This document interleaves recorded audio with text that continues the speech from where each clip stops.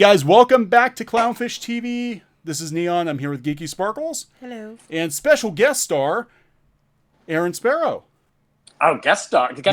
Wow, that's I don't know, that might be overselling it. We share the spotlight here. We do share the spotlight. So, Mr. Sparrow, before we get started with today's video, which we're going to talk a little bit about writing comics, making comics, the state of the comics industry, and probably completely unrelated topics, because that always seems to happen every time we do a live video, as people throw stuff out to us. So why don't you give folks a quick introduction of who you are? I am a comic book writer and editor. I've been doing it for 15 years now. Wow. And off and on, and among other things, because you can't just work in comics; you have to have other hustles. Comics doesn't pay anything. Yeah. But probably I've done work for. I started out at Tokyo Pop, just doing like copy editing. And then eventually got into adapting stories and things like that. Because I would always give the editors notes on this dialogue doesn't work. It's very clunky. I edited it, but here's like a better version of it. And eventually they just asked me. They said, "Well, do you want to just write the adaptations?" So that's how I ended up getting into the writing side, which I had wanted to break into. And then from there, I did some original stories for Blizzard. Worked on properties for Capcom, and then ended up going to like Devil May Cry.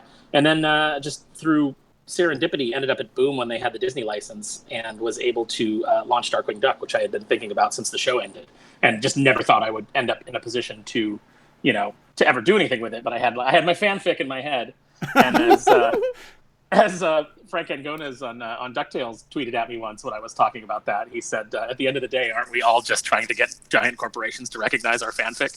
So that's pretty much how it happened. Pretty much. All right, so Geeky actually wanted to discuss writing comics. We've had a lot of people keep asking. Yeah, we had people talking about writing comics, creating comics. Now Geeky does write our comic. Yes. And you help. I help somewhat. And but we've worked on a webcomic off and on for like the last 8 years now. And before that, we worked on Disney comics, not for Boom, sore subject. I tried again. So we worked on a variety of different projects, and we kind of have our likes and dislikes, and it's come up because we have a lot of people who follow the channel that want to make their own comics. Yes. And so we try to, whatever little, scraps of advice we can kind of throw people, I think we want to oblige. So I kind of had Geeky's being very quiet. Oh, I'm just listening. Okay. We're letting you do the setup. Well, no, yeah, because if I say something, there's going to be men's faces and crotches. This is not going to go well. So I'm just gonna, my God. I'm just going to not say anything. Well, don't you think so much of yourself that if you saw the last as soon as I open my mouth, it's men's faces and crotches. If you saw the last episode, you want is to that your superpower? Wow. Should I talk about that? Sex Criminals. Isn't that book called Sex Criminals? Okay, anyway. Now my face is red. Okay, anyway, go ahead. Anyway, you're covered in Poopsie the unicorn. Yeah, it's just that was unicorn poop. Oh my God. Yeah, we definitely do things a little bit differently here. So, I guess Hello, everybody. By the way. Hey, everybody! Thanks for coming in. So I guess where we would start is, with making comics with, stories, okay? Because stories seem to have, well, at least we've noticed this, they seem to have changed over the focus of comic stories seem to have changed over the last few years. But, either of you, do you prefer character-driven stories or plot-driven stories? And what would the difference be Kimberly, between... you go. Oh, well, I like character-driven stories because I think when I think about stories and things I like, movies, books, whatever, what sticks in my head are characters more than anything else. And strong characters just seem to work well. Especially, I think ensemble casts work really well, too, because they play off each other. But that's just me. I mean, I definitely agree. I mean, I'll often start out with a plot, but like a big plot idea. But then the question becomes like, how do the characters react to it? What is going to be compelling about the characters within this plot? So just to use an example, when we were working on Darkwing, and we decided to do a Steelbeak story, which was I actually was inspired by a piece that I saw that Sabrina Alberghetti had drawn, which was just Steelbeak holding Darkwing by the neck and jamming a gun in his face. And they let you do that.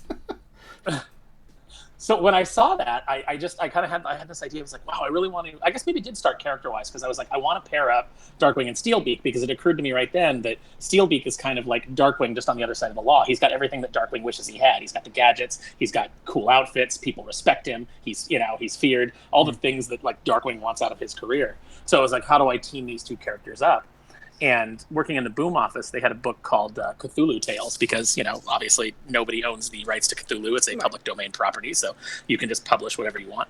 And I was sitting there staring at that poster, and I said, wouldn't it be funny if we had, Duck Cthulhu? And then from there, I kind of created the plot around it. But, the plot of the arc of Fowl trying to bring back this ancient demon because the spy game is kind of like fallen apart for them.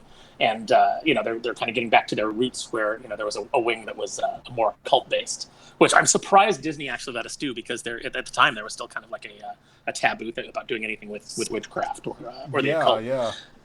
And so then, the story became, okay, so we're going to bounce Steelbeak and Darkwing off of each other within this crazy plot and, have them teamed up actually against Fowl and what Fowl's trying to do because Steelbeak's not, he's not into the occult. He's into the, he doesn't want to wear a burlap robe. He wants to wear his nice tuxedos and, so, from there it became like a really character-driven story as all of our, as we tried to achieve with all of our stories. So, yeah, I would definitely, that's the long way of saying that I agree with Cambria that, character-driven's better.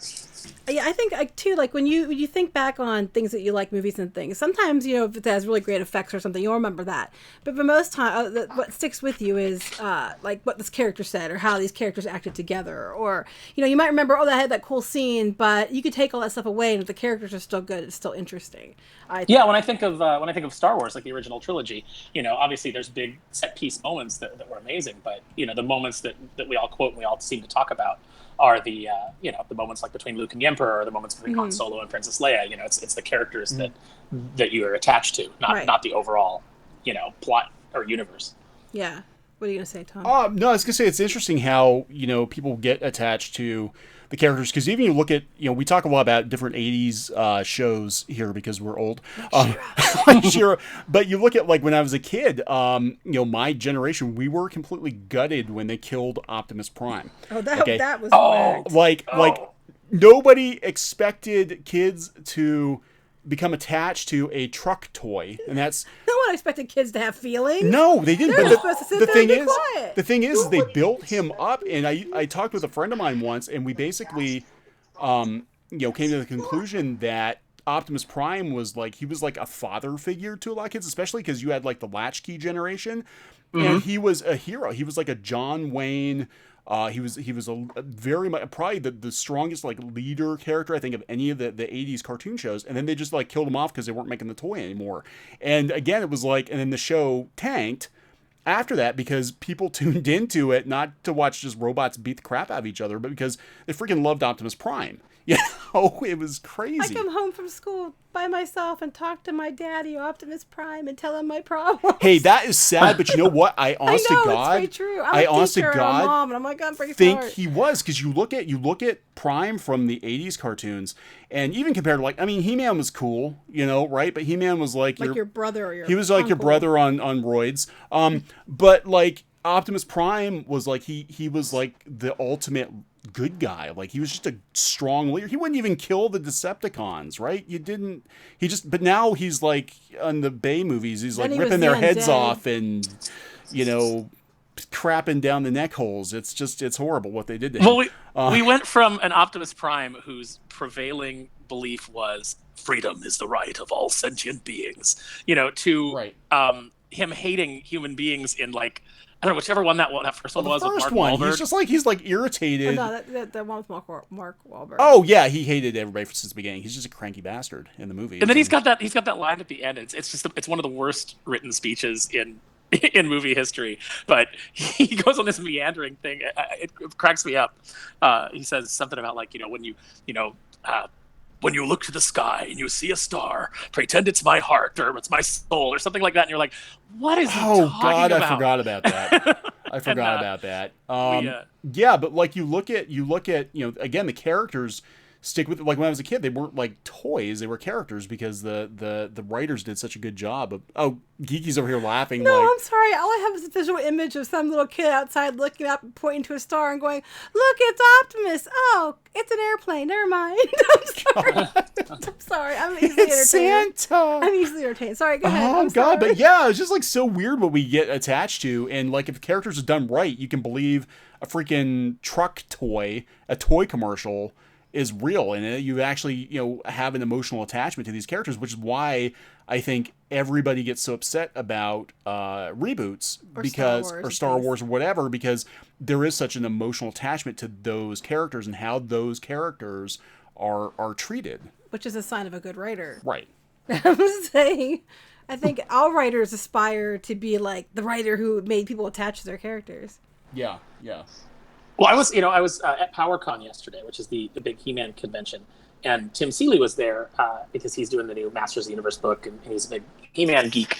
And we were talking about reboots, and he was saying that he doesn't really understand why people get upset about reboots, because it doesn't go back and erase the original property. And what I said to him was, I think the reason is, like, you take like the new Thundercats or the new She-Ra cartoon, and everybody's like, oh my gosh, they don't like it, and it's like, well, it's not for you. Why don't you, why do you care?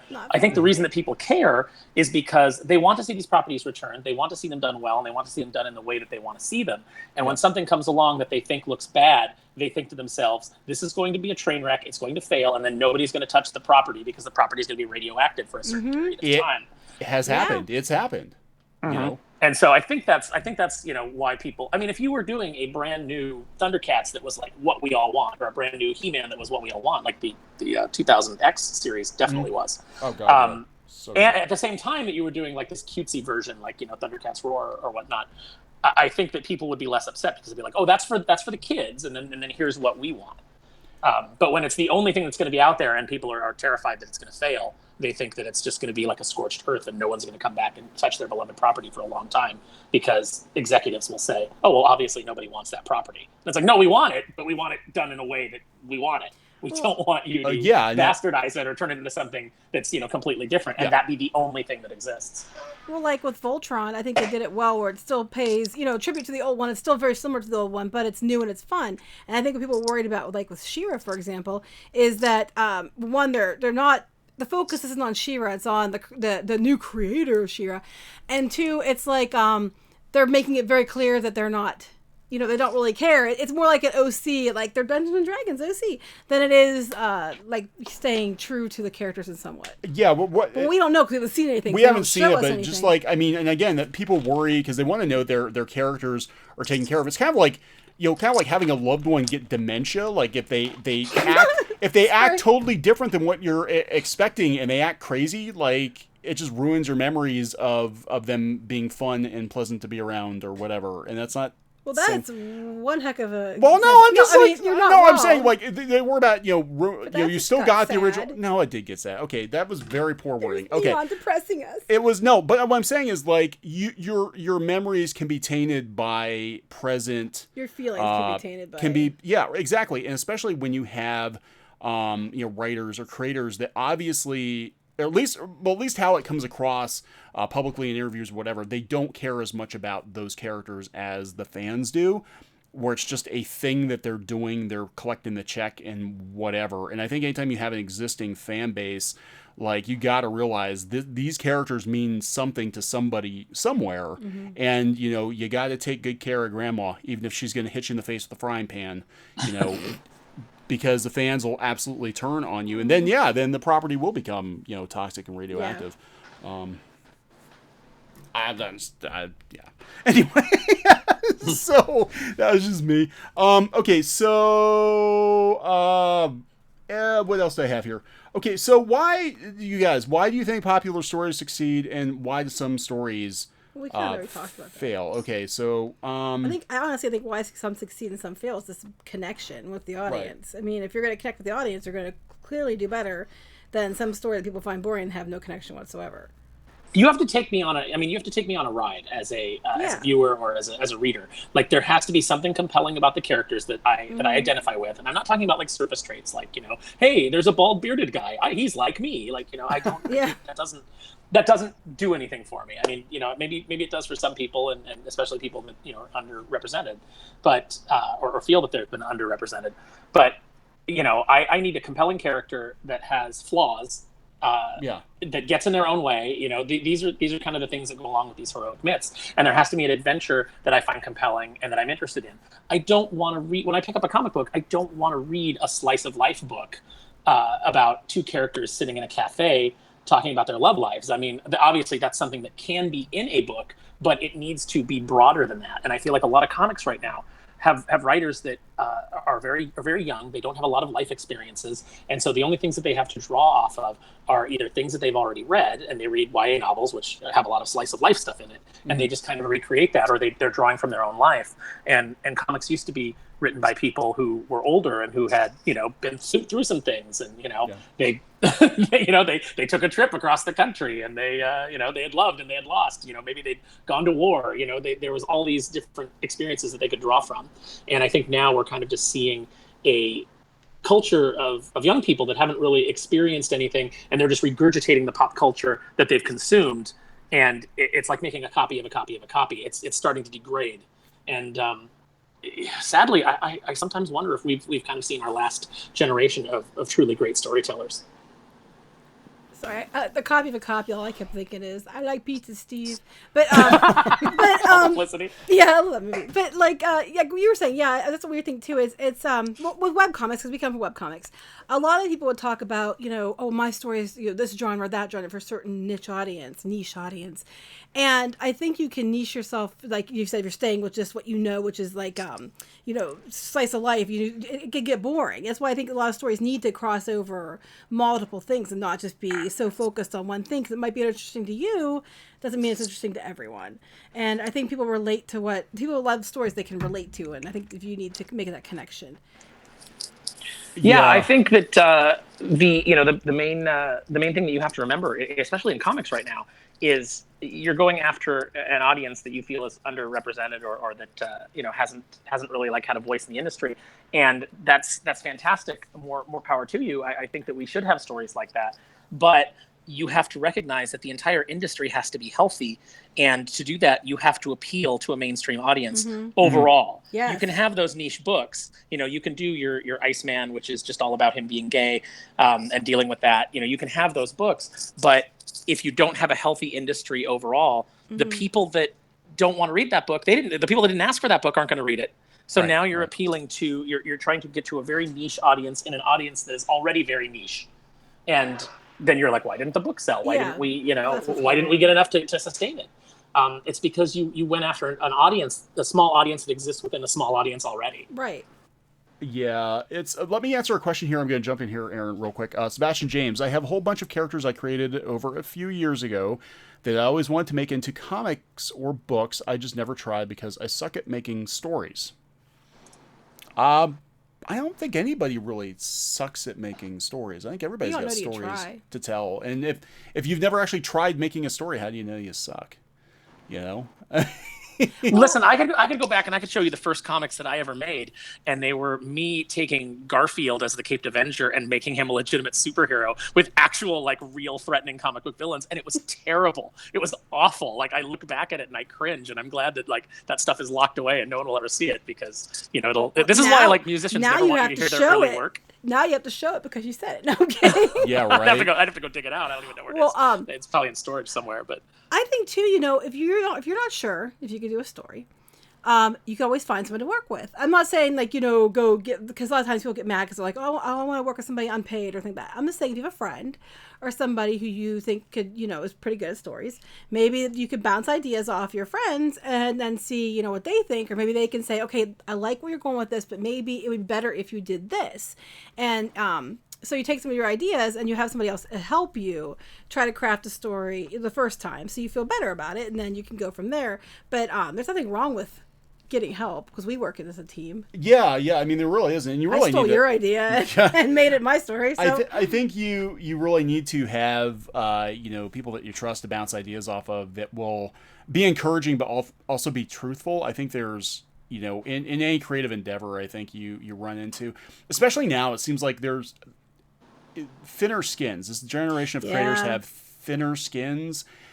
And it used to be really, really hard to break into comics. It was very hard. It was a very long road to break into comics, and you got brutal rejections. You can't do that now. They cry. I mean, I remember I've actually been to both when I was younger. When I was a teenager, I was to both Marvel and DC's offices, and I remember getting scathing portfolio reviews. And you know what? If you came back again and again and again and showed improvement, you were kind of put on the short list of kids that actually had potential that could break into the industry. And now it's like you're not allowed to criticize anything without people freaking out on social media. So I think as long as you have a group of friends that you can trust, that they have your best interests in mind, but are also truthful with you, that honesty will tell and negativity you, are not the same. Hey, I love you, but this sucks. That that might be the way to go. I tried once as a member. I don't know, just.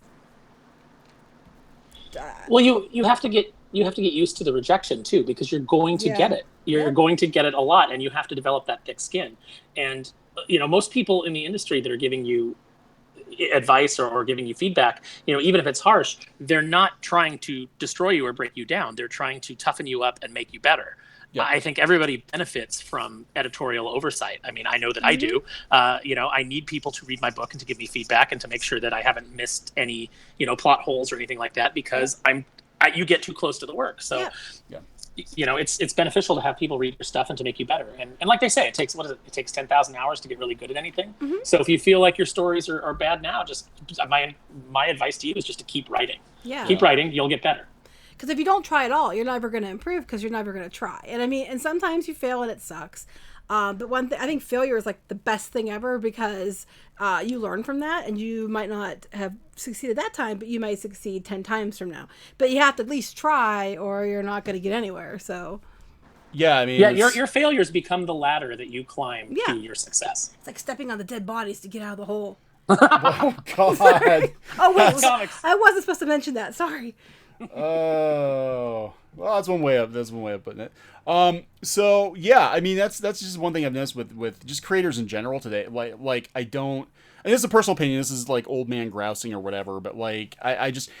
You're not old. Judging by the reactions I've seen from people who are having criticism lobbed at them on social media and their reactions to it, I'm like, have you ever had a portfolio review? No. Have you ever had a negative letter from a reader? Have you ever, because this goes with any creative endeavor, like criticism goes, and you know what, if it gets to be too much, you turn it off, but you don't, pick out every single person that's, personally, because a lot of times it's not personal. A lot of times, like, I just think it sucks. Well, I know with us, sometimes we didn't get books picked up not because they didn't like it, they thought they were good, but it was the wrong market right then. Because like the trend they see going forward was this type of book, and we were doing another type of book. And unfortunately, now our type of book would sell, but it wouldn't 5 years ago. So it could be the market trend itself that's keeping you out. It's not you. Yeah, and sometimes it's not anything. Yeah, it's not personal. It's just business, and that's 100% true. And especially in traditional publishing, like it's, whatever nerd wonder, I bet back in the day, creators wouldn't take a photo of their butt and share it with everyone to anger someone. No, I just responded to that. That is new. That is new. Work. Yeah, so they're definitely That's just harassment. Comics in general, like it's changed so much, and again, it's just I feel really, really kind of old now, because I really think that the creators today that are showing pictures of their butts online, I'm like, God, have you ever had like John Romita look at your portfolio? Because now he just shows him his butt. He just shows John. Oh my God, could you imagine that? Like, oh my God. John Romita said, I can't draw hands, so I sent him a picture of my anus. With my hands on it. With my hands on it. Spread eagle. Because what does he know? What does he know? Who is he to tell me how to draw? Who is this guy anyway? I don't even know. Has reached peak mental illness. Like when I logged into Twitter today and I saw that, I was like, what is going on? Like I can't even fathom like thinking and who knows if anything will happen, but I can't fathom living in a world where you think you can do that and that you're going to keep your job. I But don't that's understand comics it right either. now. And he probably will watch him keep his job. That's the thing that gets me. Is like I'm like, well, how is people not fired? I was just like, I log on to Twitter and there's like all these pictures of some hairy anus on my feed, and I'm like, so what happened today? Who's gonna tell me what happened today? Because I have no clue. I'm just like, that's not how you use a selfie stick. Oh my god. See, I'm trying to be I like, was like, so we're here. This is where we're at right now. Okay. this is yeah. So I don't know. Trying to like be informational here, but there's so much like going on. I'm reading the Maybe comments he too. was just too embarrassed to show his face, and he thought that was the better choice. I don't know. Arse face. So okay. So we can talk a little bit about format if people are interested in format, like you know, a difference in writing like graphic novels versus monthly books. I think there's definitely a difference there as far as pacing. And how do we go from anuses to graphic novels? Well, I don't write. I write webcomics and graphic novels, but yeah, go ahead, Aaron. Do you write it differently by pacing, according on what it is? Yeah, I mean, I'm used to. I'm going to say yes because like right now I'm writing an original project that Sylvania and I want to do on Indiegogo, and it's going to be both familiar with our previous work, but it's also going to be a little bit edgier and a little bit more like just a little bit more out there from I think what people expect from us, and I'm writing it as a right now it's as a 48 pager. And I did pace it differently because I didn't have to have as much information in the beginning as I normally would if I was doing a monthly book, where it's like, okay, you have to have your little 3-act structure within these 22 pages. So I'm getting to draw it out a little bit more because it will be at least 48 pages. So I do approach it differently in that respect. When I'm doing a monthly book, the way that I tend to do it is I usually have my ending in mind, and then I go back and I write my intro. And then once I have those two pieces, I know how many pages I have in the middle to tell the story. And I don't know that everybody does it that way, but that's kind of that kind of works for me. And I do a pagination that says on this page, this is what's happening. On this page, this is what's happening. And that kind of keeps me from overrunning because I'm very, especially writing Darkwing, it gets very verbose and you think of new gags as you go. And you're like, oh, I can add this in, but you have to be able to look and see if you've actually got the room for it. I've got a folder full of jokes that we didn't get to use because we just had to cut them for page length. Right. Yeah, when I do stuff too, I always do the ending first. Also, it kind of gives you something to work towards, and like when we do a graphic novel, now our graphic novels are longer. They're like, how much do we usually do? I think the last one we pitched was like 144 pages. Yeah, something like that. Yeah. So to like 200 somewhere in there, and we write that like you said. You don't have to cram everything in as in the beginning, or you don't have to do so much, where you have to explain a lot of things. Like in a webcomic, everything has to end on a beat, so people come back for the next week, and it's completely different than if you can write out one thing meant to be read in one sitting, that's longer. But what I do is same thing. We pick the ending. And then we say these are our major plot points that we have to hit throughout the story, and then we just kind of fill in around that. One thing I also try to do is I always try to keep everything that's happening in a scene. I want it to end on a page turn, or I don't want to cut. I don't like to have 2 panels from the previous page and then meanwhile back at the Hall of Justice, in the middle of the page. I try to avoid that. Yeah. We try, like, with webcomics, you always have to end on something that keeps people turning or coming back in our case, coming back to the next week. And that was more, you would do that visually more than I would do it writing, or you'd break it at a certain point when I'd write. Yeah, and what would happen though with that, and it's kind of weird with it, where I almost think that the gag comics work better for webcomics sometimes because you almost have to make sure that every page ends on a beat because it might be a couple days until there's an update or a couple weeks.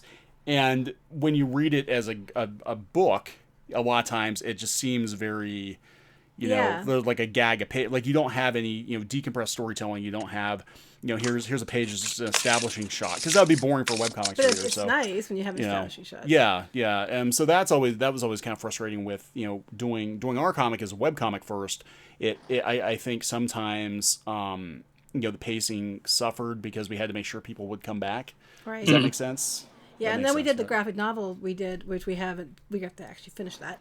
Yeah. Our whole bedroom was full of Post-it notes. We had it in like certain order, like the whole room was different color Post-it notes, where we had to try to figure out where we were going to put things and how it was going to flow. So we had Post-its and sketches, and it was like Stranger Things, but like, you know, instead of letters, it was Post-it notes. They were there for months too. It was like a year, and I finally got fed up and took them down. But we had little Post-it notes, and then we were like moving the scenes around. Like here's a bit of dialogue here. Here's this, like, and then we would like move the Post-it notes around, and it was like working on a movie. It was crazy. I went and visited Greg Weisman not too long ago, and that's how his office is set up. He's working on Young Justice, and he's got, you know, Post-it notes that are like all lined up on the wall, that, you know, so that he can move them around and figure out where things go. So I think you guys are definitely it's definitely cool that you do that. I've never done that. I probably should, but but I do have I have a pagination that I use within Outlook. Yeah, they have programs now. You can do the exact same thing, but like on a program on the computer, so your walls aren't like wallpapered and Post-it notes. Yeah. Well, so you I recommend walls, that. I took them down and painted the walls when you were away, because I'm like, forget this. I'm redoing my bedroom. But then if they're on the wall, you can stand in front of them and you can kind of like, you know, hold your, you know, put your hand on your chin and, yes, I'm considering my vast opus. You know, it's just, I don't know, it's more dramatic. Yeah, it's kind of interesting though to see the difference in storytelling stuff, because even monthly is like, I kind of feel like, well, now it seems like more and more companies are sort of shooting for the trade, like they're putting the monthlies out there to bankroll, you know, to bankroll the work, to pay the artists, writers, and then they're you know, collecting it into a trade, with the end goal being the trade, because the trades are, you know, a lot of bread and butter for a lot of these companies, at least from what I can see. Which is why you get single issues with 8 pages of talking in a coffee shop, because they're just padding it out for the trade. And that's like $5 now, isn't it? I know. And that works. I mean, when you have a 144-page book, you can take, you know, just like watching a movie. You can have 5 minutes of Spider-Man and MJ talking before Doc Ock throws a car through the window, you know. But it doesn't work in the comic. No. Yeah, no, I don't want to pay $5 for that. Right. Okay, so I'm trying to I feel like such a dork. If anybody has questions, they can ask feel free to ask. Yeah, Jim Cummings is not on. We need to get Jim Cummings on. That would be amazing if we could get. Jim is such a great guest. You guys really should. I mean, I can ask him if you guys want. Oh my god. Jim's become a really good friend of James and I. He's one of the most enthusiastic supporters of the comics. Yeah, we missed it by a year. We actually were at ZenkaiCon. We were talking about that last night, and he came the following year. I'm like, why couldn't they invite us? The previous year, yeah. And I'm like, oh my god, I would love to meet Jim Cummings. So, serious question from Warren JB. Serious question for a change. Is a week the cutoff point for keeping interest for a webcomic? Is it worth spending more time on more long-form episodes? Upload a bit less regularly. I can't talk. I think the webcomic business model, if there ever really was one, is not the same as it was a few years ago. Right, but I think it's up to what kind of story you're telling. I think if you're doing a long-form comic, I mean, it depends what your platform you're using too. If you're doing it on your own page, it's going to be different than if you're doing it on like Webtoons or something like that. Yeah. So it depends how long your pages would be anyway. But I don't really know what a point of interest is. We have people, we don't update as often as we should. People are still excited we come back. But I know a lot of people have gone to seasons now. What they're doing is seasons, where basically they're just doing like a whole chapter or two at a time. And then they just post it either all at once, or they post it like that's their update once a week or whatever until they run out. And then there's like, okay, well, that season's over. You have to wait 3 months until the next season. And that way they can draw things, not feel so rushed.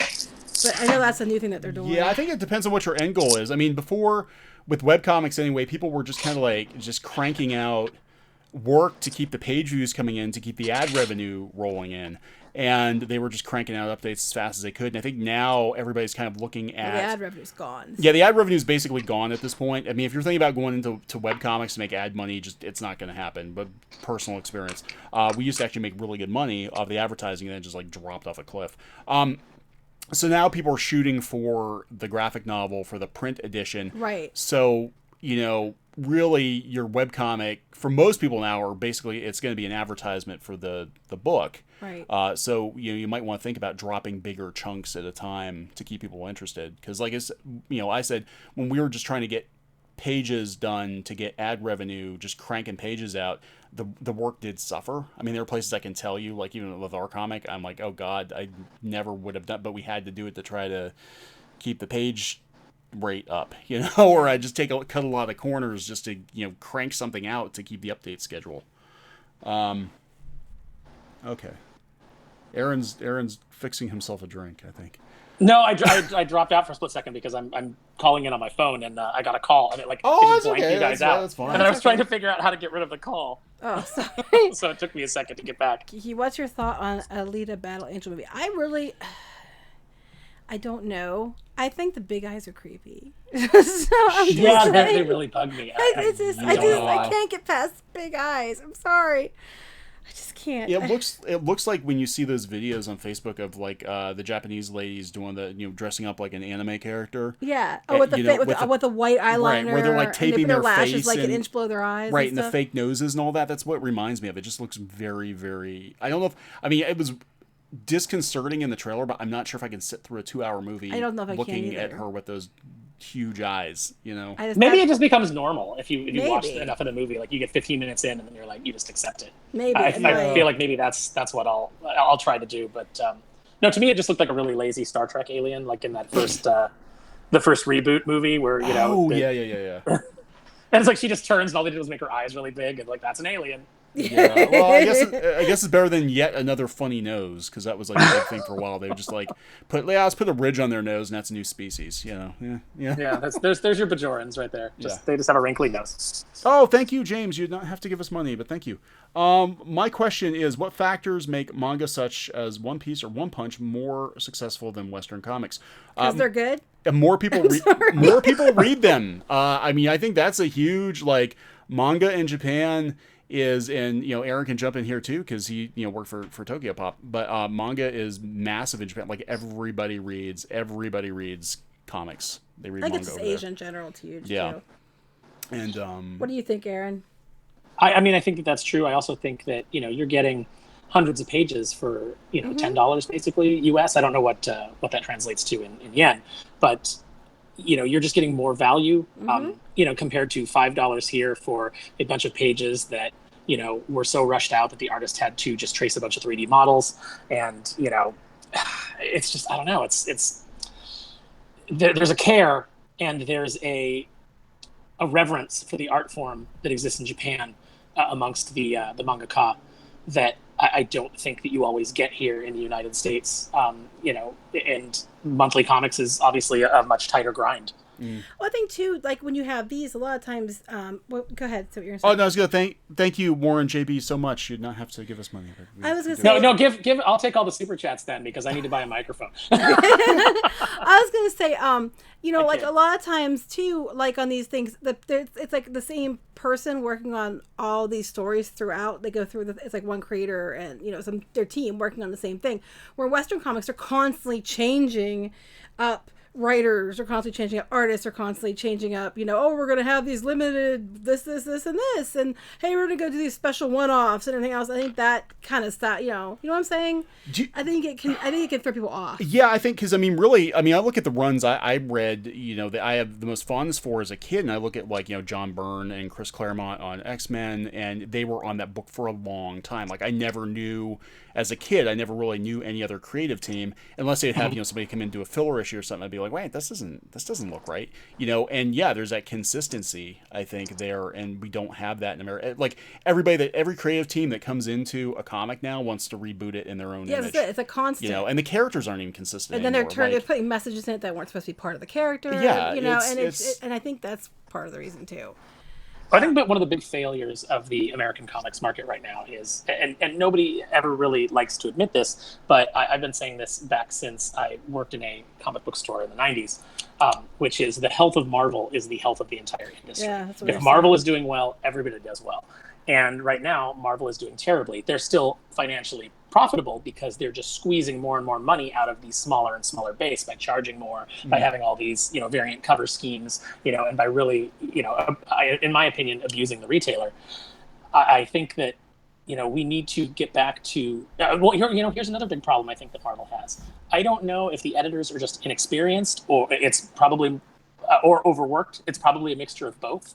But there's no editorial consistency anymore. Yeah. There's tons of typos, which, you know, I'm not too harsh on, because that happens. And I know when you're an editor, you know, sometimes you're looking at things so many times and things slip through. That's fine. But there's no one there that has, I think, that has story experience that's helping these new writers kind of craft their tale and you know, cut away the things that they don't need and really make it, you know, a lean, compelling story. And I think that's a big problem. I think that you need that, you know, people need editorial direction. They need to be guided. You know, the editor is an important force within the construction of the story. Yeah. And it doesn't help either when some editors keep trying to take a story and a character and making it different than what it was, because for the sake of, you know, some kind of message or platform or things either. And then that, you know, the consistency's all over the place. The characters all over the place. Yeah, I think, I mean, this is just me. I mean, I think a lot of the editors now, frankly, at Marvel, I mean, from what I understand, are basically interns now. They're basically just kind of like, you know, proofreader-ish. But a lot of people, I think this might be the difference between Japanese market and the American market is ego.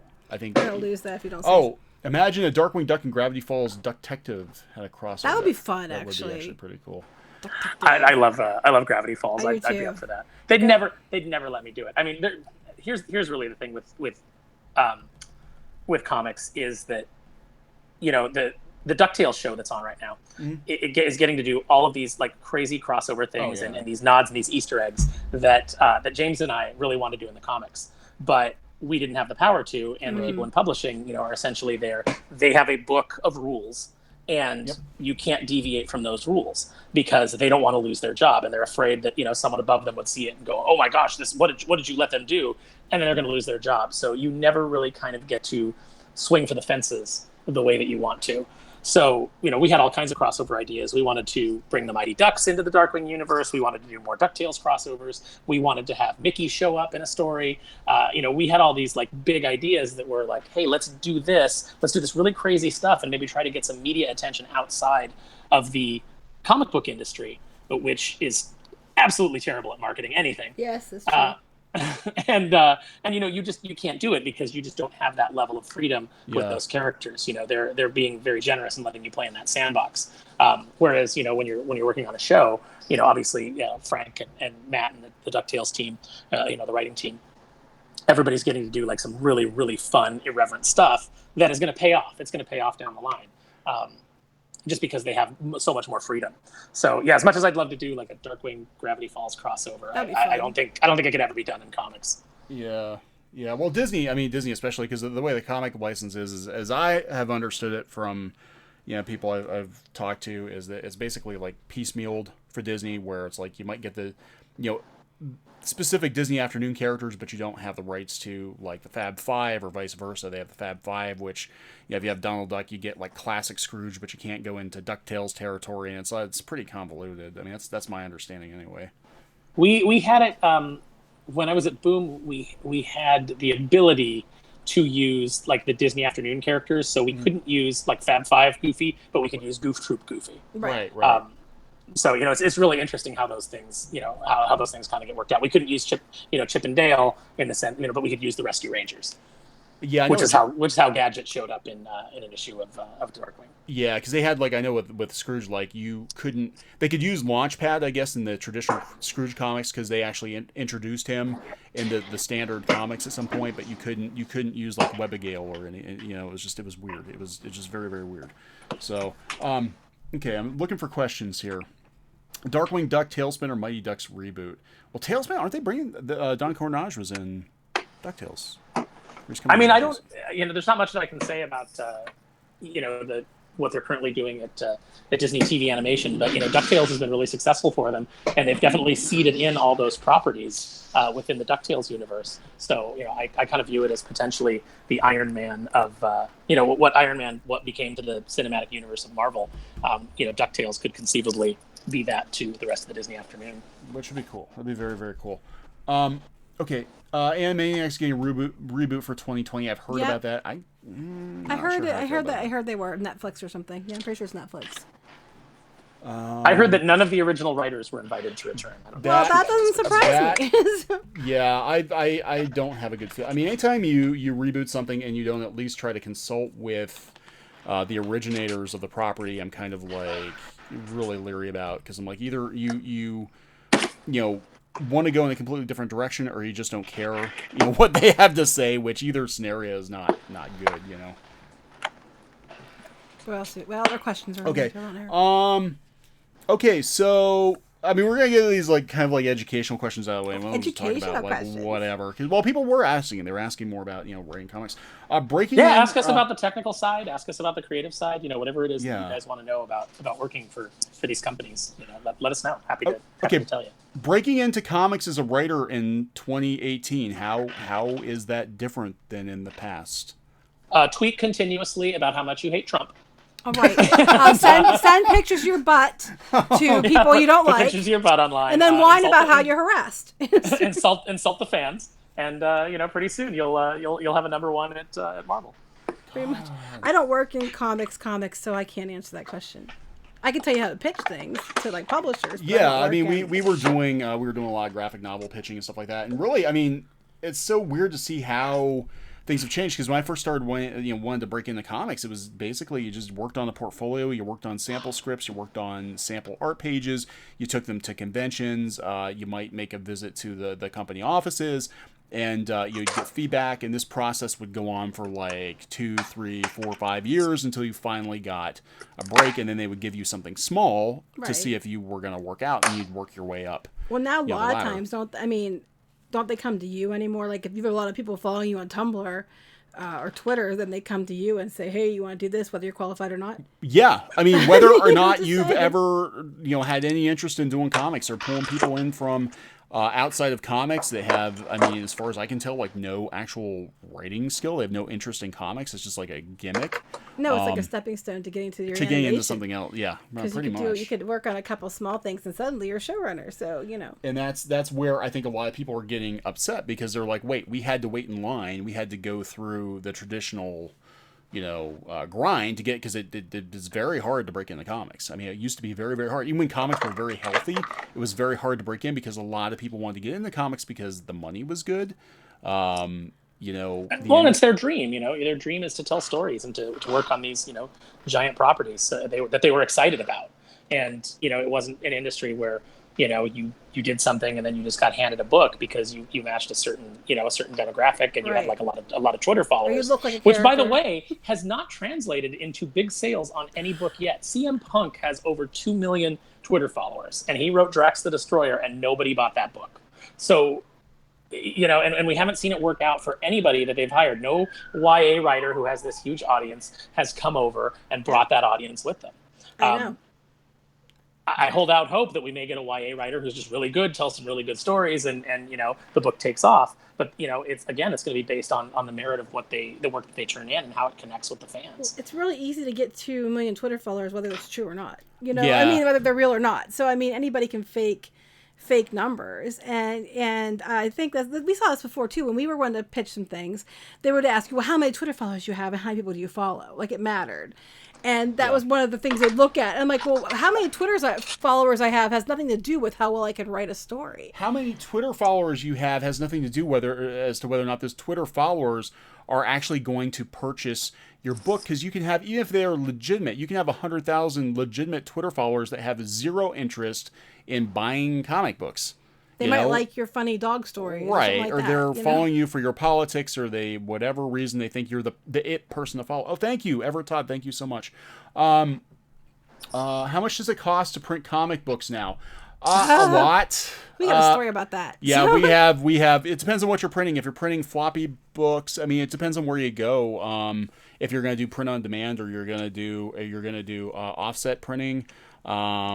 And then you got to realize, if you're going to go through like Diamond or something, they're going to take a huge cut too. I mean, the average cost for us anyway for print books for a soft cover that's like 150-ish pages, 144 pages, has been about $3 to $4 a book. Then you have to pay shipping. And that kind of stuff. Right, and then the book sells for like $15 or $12 to $15. So, but that's it just depends. So, oh my God, Alterna Comics is on. Hi, Alterna. Hello. Cool. Is this Peter? Peter Smetty's on? Hey, Peter. Let me see. Thanks for coming in. How do you pitch ideas to a publisher? Well, I don't know. Alterna Comics just came on, so ask if it's Peter Smetti. Go ahead and ask him how to pitch. Can we bring him? Can we actually bring him on? I don't know if I can bring him on. That would be actually really cool. I suppose I could invite him. If he wants to come on. Yeah, if Peter, if you want to come on, I can invite you. But it's up to you. You do not have Totally to up if you to don't you. want to. Yeah, you don't have to go down in flames with the rest of us. Oh, God. Well, I'll just warn you. I'll probably say something stupid because that seems to be my MO. What advice do you have for establishing a following that will actually pay for your work? Well, I don't know. We're still trying to figure that one out ourselves. So Okay, well that's okay. don't insult them. Yeah, well, Peter, if you want to, feel free to jump in the comments. We had some questions about the cost of printing comics, and we said that it varies greatly depending on if you're doing a monthly comic or you're doing a graphic novel, if you're doing offset or print on demand. And also, if you have any tips for people that might want to pitch comics. Yeah. If you want to put a link to, I know you guys have or had open submissions. If you want to put a link to that in the chat, feel free to do that. Can I tell you how happy it makes me to see all the comments, people coming in and like welcoming Alterna into the chat and being excited that Peter's here. I mean, I think that's great. I think that shows what you can do when you respect your audience, right, and when you treat your customers with respect. That's what they're saying. What advice do you have for establishing a following that will pay for your work? Don't be rude to them. Don't send them pictures of your butt. Don't send pictures of your butt. Depending on the type of comic you're doing, that might be your audience. If that's the case, that could be like a Patreon reward. But it just depends on what you're trying to sell. We do not. I think people would send me money on Patreon to not send them pictures of my butt. Yeah, they probably pay me to put my clothes on. So Oh no. I used to joke about that. I used to say, I'm a bad stripper. People pay me to put my clothes back on. See, I always make the joke that all the other guys would have 10s and 20s in their G-string bins, and I would have like a couple of cold nickels. It's self-deprecating humor. Come on. But other things, what are some things you can think of for pitching? Or do you have another question? Well, I actually was going to enter Broken M. What are your thoughts on IDW losing $1 million? I think it's more than that. I think. Oh God, it's like several million, right? It's they burned. As I understand it, they had about $10 million in venture capital that they burned through in about a year just to try to stay afloat. So this is kind of what happens when I think your reach, you overextend your reach and you treat your customers badly. And you put all your eggs into properties that you don't own. I know they're pitching TV series of series that they actually do own the rights to, like Lock and Key, which is great. Except they spent all this time chasing licensed properties. Now they really have nothing to show for it. So I can't comment on IDW. I did work for them. It's been years. I don't talk to anybody there. They don't talk to me. Mostly they don't talk to you. They don't talk to me. They all blocked me when I started talking to or interacting with certain personalities they did not like on Twitter. Everybody that I worked with at IDW blocked me. So I have nothing to add to this. I've been turned down for editorial there repeatedly. I mean, I don't have anything bad to say about IDW as far as the people that I know there are all really good people and people that really believe in comics. I think there's a lot of industry factors and there's a lot of things that go into it.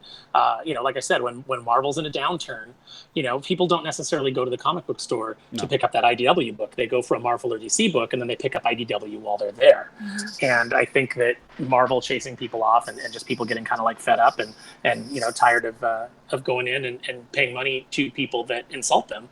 I think that's caused a downturn for everybody. And I don't think it helps when you have creators out there antagonizing people that work for your company that don't get rebuked. I think that hey, I'm a freedom of speech guy. I believe in the First Amendment. I think that you should be able to say whatever you want. But when you work for a company and your social media promotes the work that you do for that company, I think you have a responsibility to the people that are paying you to be civil and to engage in good customer service. And if you're not doing that, then I think that, if I was in charge of the company, those people would be fired. That's, that's just how it is. You want to say whatever you want. You want to talk politics and insult people and insult their religion and insult, their nationality or, whatever you want to do. Whatever it is you want to do that on a separate Twitter account that is for you and your friends, but the one that has our company listed in your bio and the work that you do for us, even if you're a freelancer, I think that there needs to be controls over that because you are an ambassador for the brand that you're working on or the publisher you're working with. Yeah, and some people would disagree with that, and that's a I had people getting into it with me on Twitter. Yeah, we'll get into that. I want to thank Nathan so much. Thank you for giving the super chat. Thoughts on trying other story mediums, less image heavy, light novels, serialized novels, etc. Love your stuff away. Actually, we're working on that. We will. Yeah, and we'll answer you here in 1 second. I do want to point out here real quick. Peter did answer up here that and he did mention this before on Twitter. They're going to be doing a new partnership, printing partnership program for newsprint comics, which he has a really good in with some printers that do that. They've been very successful, I think, with their which fantastic price point for their comics. I was gonna say the price point is really smart. Under $2, that's a steal anymore, and that is a throwback to when comics sold a lot because people could afford to buy a lot of comics, and that's good for everybody. So if you guys want to check that out, I think you put a link in here. Back to Nathan, light novels, serialized novels, etc. Love your stuff. Thank you. Well, actually, we're working on something. What was funny, back to the whole thing about, trying to pitch stories and things. When we took Shadowbinders, and we actually had an agent on that, and one agent we talked to said that they thought we should turn it into a prose book. And then we talked to the other agent, and he said we shouldn't turn it into a prose book. We should keep it as a comic book. So I think, like, with prose books, you have more of a chance for a larger audience. However, you have a lot more competition to get it out there and get it picked up. So we're going to probably do some of our own. I think it depends on how you like to tell stories. We're talking about doing our one that we were talking about, the Post-its on the wall, as almost like a hybrid, where it's going to be like a novel-y, but also have some images in it. Also have some comics sections in it, because it just seems that particular hybrid seem to do really well. Story, because it is geared more toward like a middle grade, middle school audience, I think would probably work really well. I think it depends on what you want to do. I think it depends on, depends on the what kind of your story. strengths are. And I think prose to some degree has the potential for a larger audience, because some people are, unfortunately, these people don't know what they're missing, but they're kind of judgmental about comic books. I know librarians for the longest time wouldn't carry graphic novels. Our library started. They did. All the credit to the world. All the new stuff. They get all the new stuff, which is amazing given the size of the library. But they get like all the new books.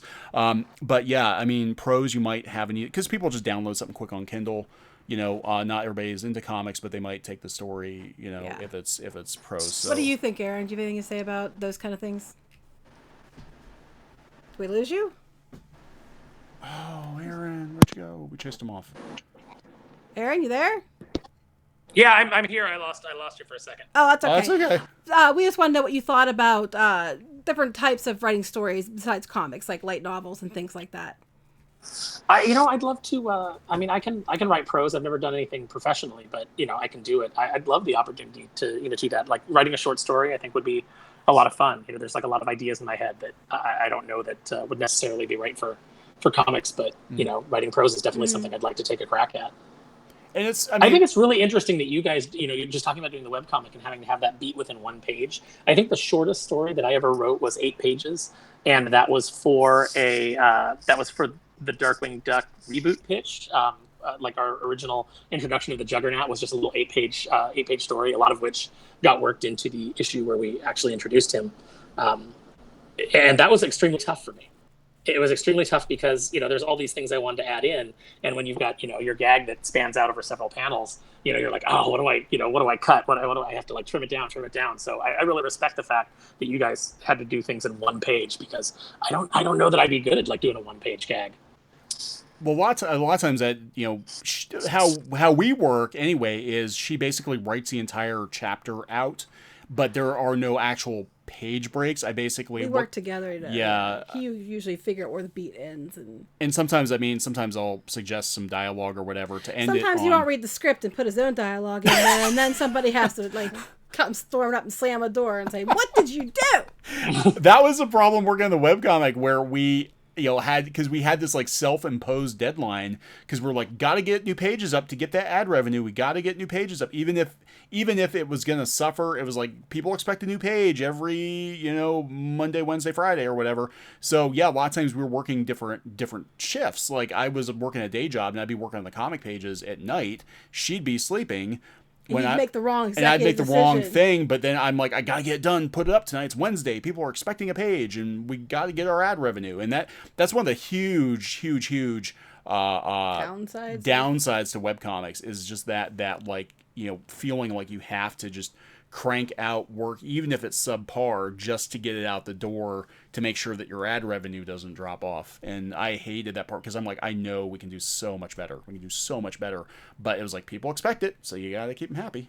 I feel that pressure with my YouTube channel, and just even putting up like little toy reviews that I do. I have a stack of action figures that I haven't reviewed yet. I've got a folder full of video that I have to edit, and I feel bad when I can't get to it. So I definitely understand like the feeling of that grind. Let me ask you this: when you put up the wrong thing and Geeky Sparkles comes in and savages you for it the next day, do you do a special edition? Do you go back and fix it, or do you just say, we gotta let it ride? I've made him fix it a couple times because it was important. It mattered. Yeah, there were a couple things I like totally forgot. Like, oh crap! Like 50 pages ago we said X, Y, and Z, and shoot, so. The nice thing about working digitally is it's not fixed yet. It's not printed yet. So we can work out the bugs before we actually go to print with it. So a lot of times we just go back and retroactively fix the pages and people wouldn't know, or they'd be like, hey, I read this yesterday and he said this. Now the dialogue's different. What happens? Like, I don't know. Maybe you don't know how to read it wrong. Maybe you read it wrong. So I was going to say real quick, back to somebody asked about pitching things. I was going to say, when you're pitching something, make sure that you check and make sure the people you're pitching to are actually accepting submissions, and you follow their guidelines for submitting. Because if you go and submit stuff and you don't follow their guidelines, they're not going to look at it anyway. If they're not taking submissions, they're not going to look at it, and you're wasting their time and their time. So when you do a pitch, make sure you're following the submission guidelines. You are making sure they're accepting pitches, and that I would recommend doing something, keeping it short and sweet, because like a lot of people get really wordy. I think it's the same for like a media kit. They're like, oh, it should be so many pages, blah, blah, blah.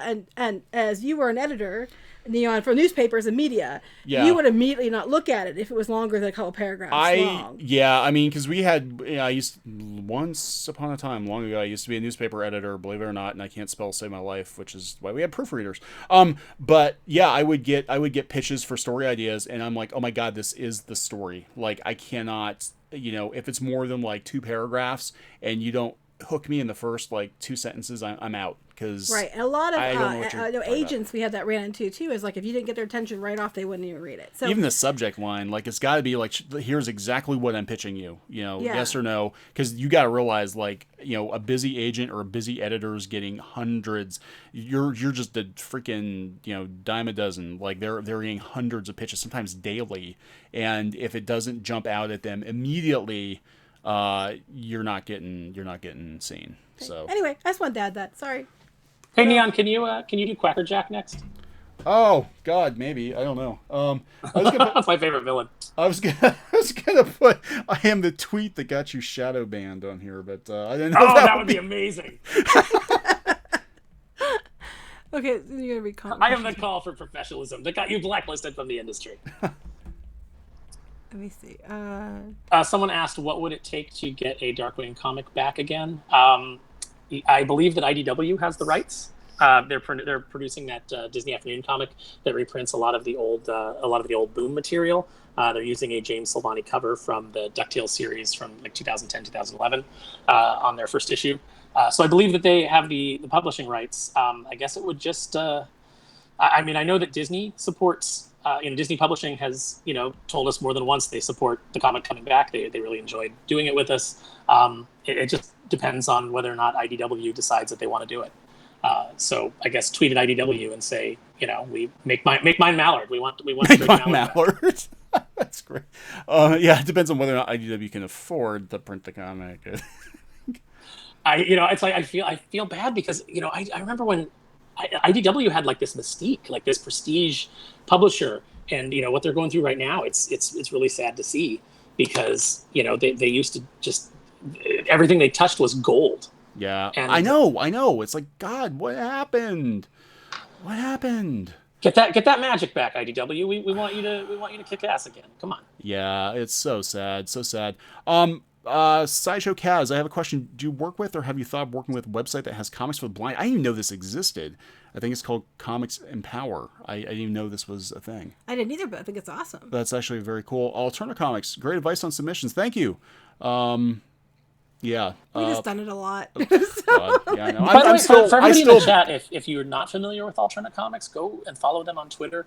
They do these really great, like $1.50 books that are on newsprint, so that they're cheap, they're affordable. You can basically take what you're, the next comics pro at Marvel who tells you not to buy their book, you can take that money and you can go spend it at Alterna and get more bang for your buck. So you can buy you two can buy or more. 3 books for the cost of one Marvel book, and they won't insult you on and Twitter. I'm one of those bargain hunting coupon people, so that's a deal. Now, if Peter's still on, are you guys? I think I read that you guys were actually going to start getting the books into Dollar General. That would be huge. That would be, because when I was a kid, when I first started reading comics, I never even set foot in a comic shop until like 1990.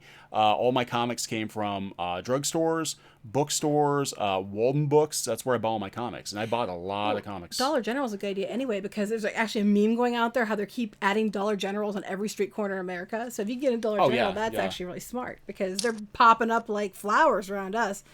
So, hey, were you gonna say something else? No. Oh, okay. I thought you were gonna say something else. Okay. Anything else you want? Any other questions you have to ask, or anything you want to add? Okay. Well, someone wants to know who everybody's favorite Darkwing villain is.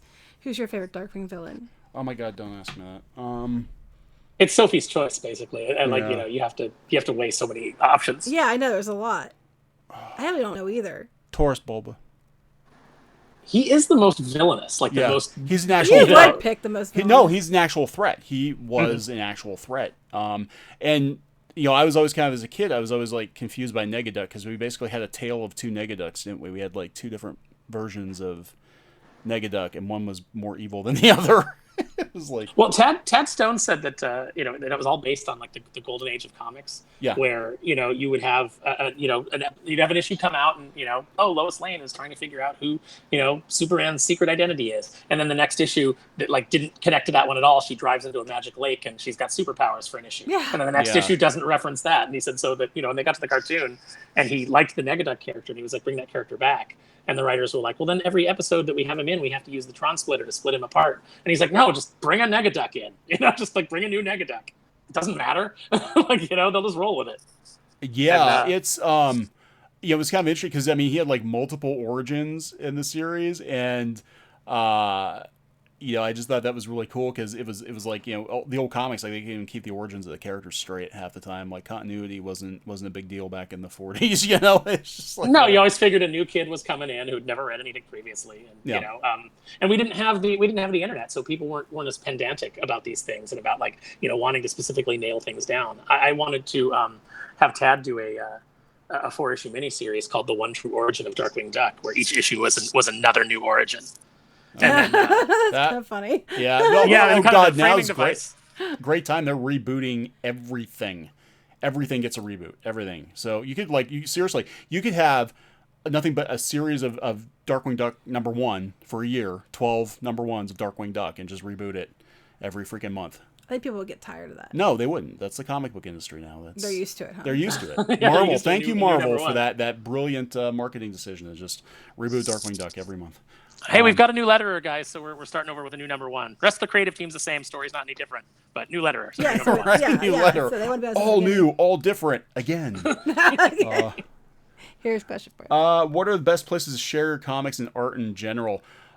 We've been saying Webtoons. I don't know. I'm kind of... I still think, if you want someplace that has a lot of eyeballs, and that you have a better chance of being seen and having it read and potentially, getting, a lot of followers, Webtoons is great for that. However, you're not going to make money because unless you hit a ridiculously high amount of hits, you don't get ad money.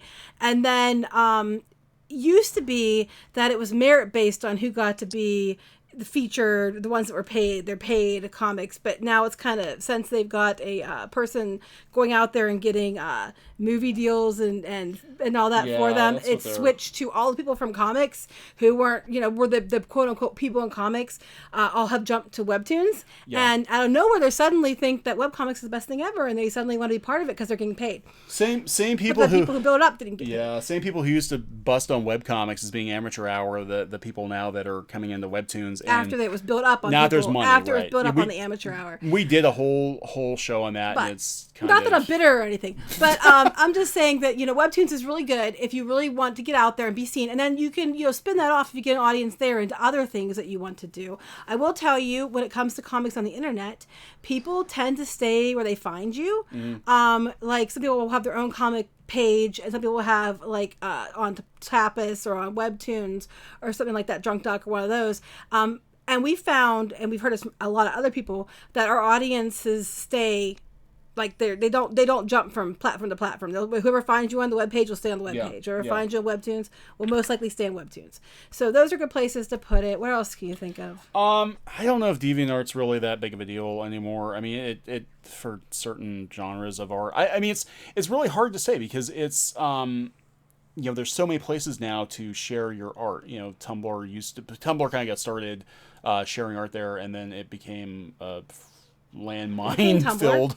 Huh? It became Tumblr. It became Tumblr. Tumblr, before Tumblr was Tumblr, used to actually be a place where people shared art, mostly art, because it was actually started by Fred Seibert.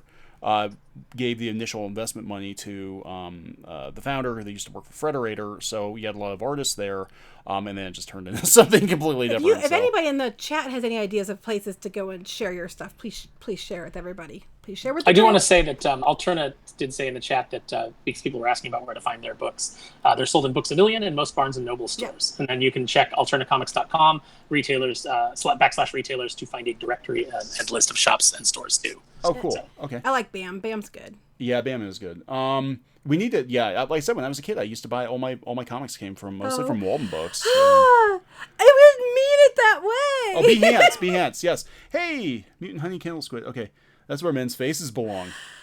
I know. I didn't. It came out. Never gonna live that down. We are gonna make T-shirts for real, and it's gonna say "That's where men's faces belong." Geeky Sparkles, and we're gonna sell this because I gotta make some money out of my faux pas. I didn't mean it that way. I meant like a trophy, like you're putting a trophy of a man's face on your belt, like it's a trophy, like I'm a woman and I, take over men. But that didn't come out the way. I'm not talking. I'm stopping now. Before I get myself into trouble. It was supposed to. Okay. Thank you. Yeah. You should also do a shirt that just has a bunch of glitter on it in different splotches that says "I review toys." I should, yes, or lots of mess, that was a nightmare. Oh my god! What were you gonna say? I'm sorry, babe. Oh no, I was gonna thank Super Cosmic Mutant Honey Candle Squid for being younger than me and putting throwing out some places to post your art. Behance, yes, and ArtStation. Thank you. Yes, Twitter, no, don't go to Twitter. Just stop using Twitter. So what else do we have on here? Okay, so we talked about bringing in the comics as a writer. Okay, so I think the big change now, we talked about these comics, some of the comics publishers not doing as well as they used to, the big two. Or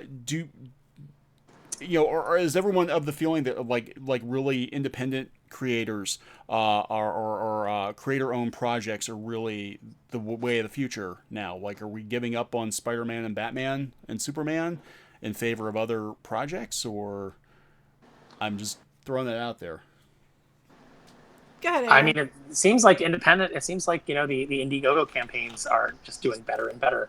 I mean, I know that there's like varying money, just depending on the personality and the following of the people involved. But I'm watching these campaigns jump off, and I think that's part of the reason that you're seeing so much panic from the mainstream pros, because I think they're starting to realize that the audience is just getting bigger and bigger and bigger, and they're turning away from creators that they don't feel you treat them with respect. But the problem is that I don't know why, but they can't admit that that's a problem. They can't admit that they might be wrong. They have to like double down and double down again and be more insulting and call more names and divide the audience further. And it's like if you guys hate this Comicsgate movement, all you're doing is pushing more and more customers to that movement. Yeah, I would agree with that. I think it's sort of, it's this weird thing. Like, the more they complain about it, the more attention they bring to it, the more, like, I mean, I think when it first started, last year, whenever it started, it was kind of like, well, it's not a big deal. You've got some people that aren't happy with comics.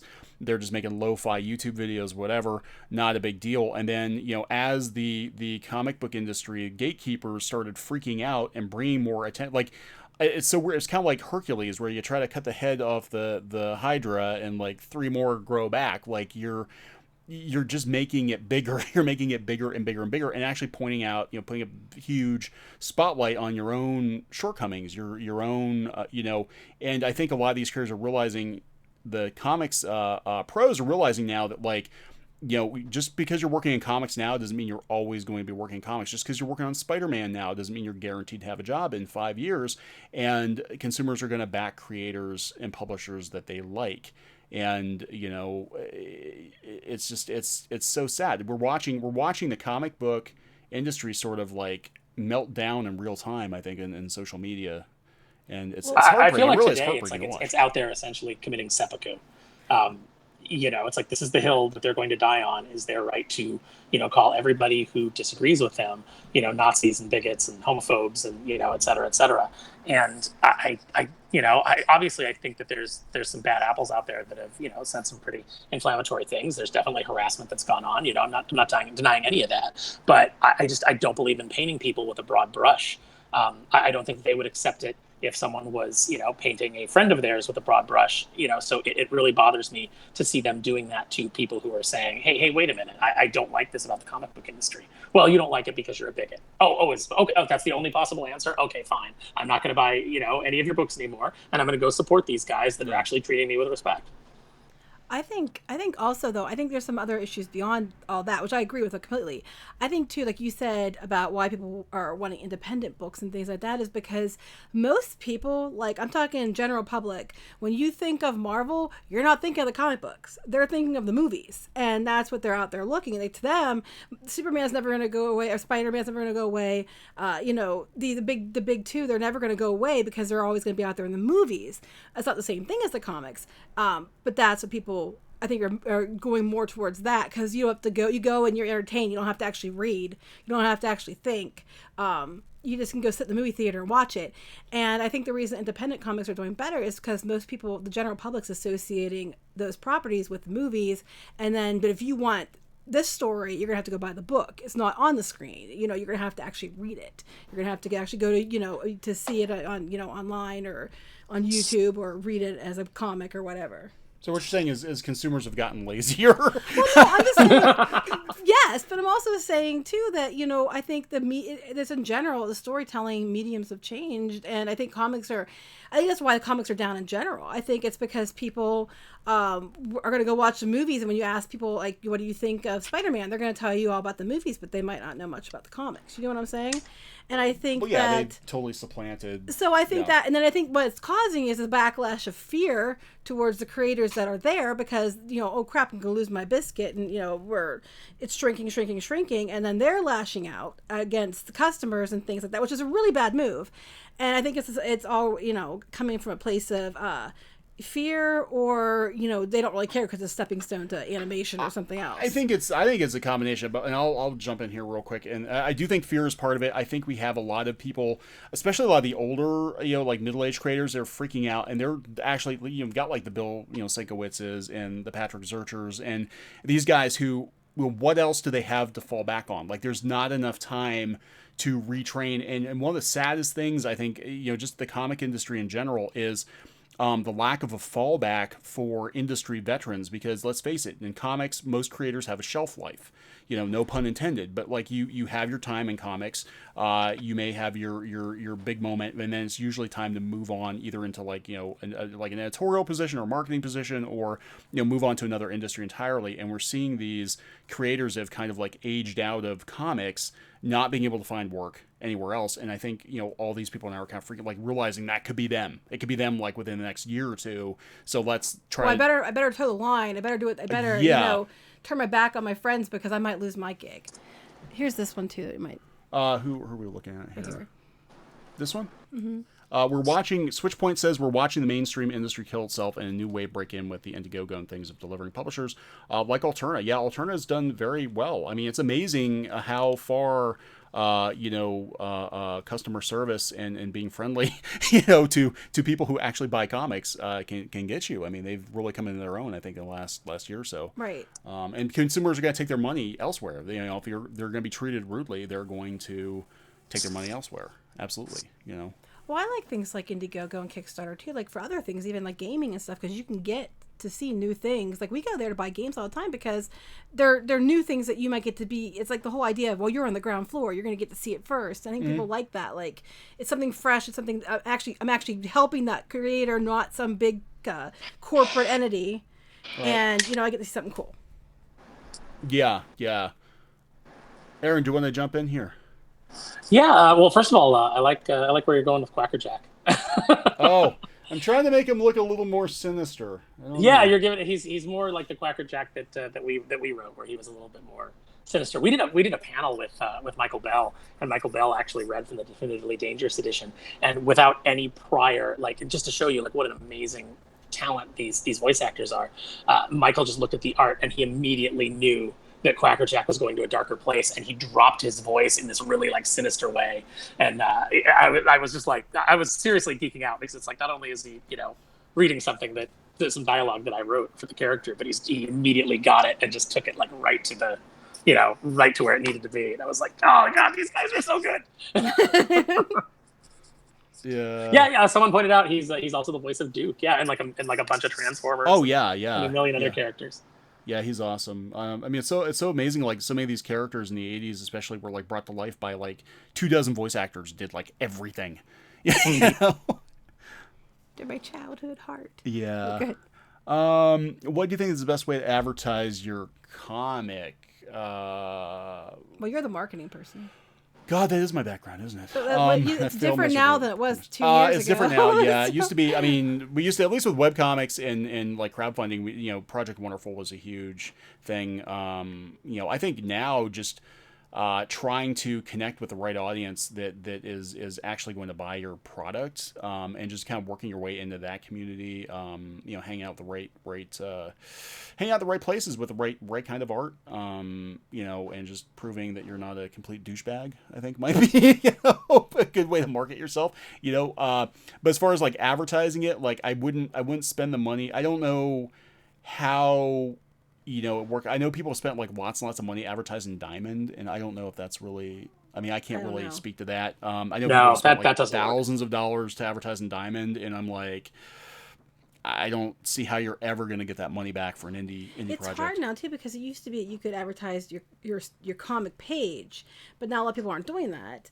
And we got audited one year because we spent thousands on advertising. Yeah, we did. And they didn't believe us, so we had to prove receipts, and we walked out that it was okay, but we got audited because of our advertising the state did not believe that we could spend $5,000 advertising comic books, and we did, and they were like, "That's stupid." I'm like, "Yeah, I know, but that's what we do. It's gonna help us someday." I don't know, Darren. Do you have any ideas of the places that you could advertise or promote? I don't think it. I don't think it works anymore. I think that the best place that you can advertise right now, current year, is YouTube. I think that just joining live streams like this one, talking to people, getting known in the in the community, in the fan community. I think that's the best way to go about it. When James and I launch our Indiegogo, I'm hoping that the people that come to these live streams and that talk to us, and that I don't have a huge YouTube channel. I've only been doing it a month and a half, but I've already got over 200 people, and I think that's the best way to go right now. That seems to be where the money is you're not only providing them with a story and with a comic book and an adventure and characters and all of that, but you're providing them with access. They're getting to talk directly to you. They're giving you feedback, and I think that that's important. You could come to me on Twitter right now and you could be like, "Yeah, I just read your Darkwing Duck book and I think it sucks." And I'm not going to call you names and tell you to go F yourself. I'm going to say, "Oh, I'm sorry you didn't enjoy it. Please tell me, what you didn't like. And if I get to do more in the future, I'll endeavor to keep that in mind." And, if you're a complete jerk about it, then I'll just be like, "Okay, well, good day to you, sir." But that's the end of it. I'm the professional. and it's on me to behave in a professional manner. And if someone, now granted, if someone goes after one of my friends, I might be a little more salty, because I tend to let things that come at me roll off my back. If somebody attacks a friend of mine, I tend to, or someone that I care about, I tend to get a little bit more defensive. But the fact of the matter is I'm still going to try to be as polite as possible. And if the person just can't be reasoned with and is just completely a tool, then I'm just going to mute them and not engage anymore. Well, that's, we had that happen once with us too. And I think more you catch, more flies with honey. We had this one podcast. We hadn't been doing our comic long. It's only been like a chapter or two in. Yeah. And they like ripped it apart they called it poo. Oh my God, 45 minutes they went on about yeah, it was how hilarious. They hated our it was comic. actually kind of funny. Like, oh my God. And they had some valid points. They did. Some of their points I didn't think were as valid, but they had some valid points. And I could have been like a complete cow and been like, how dare you, blah, blah, blah.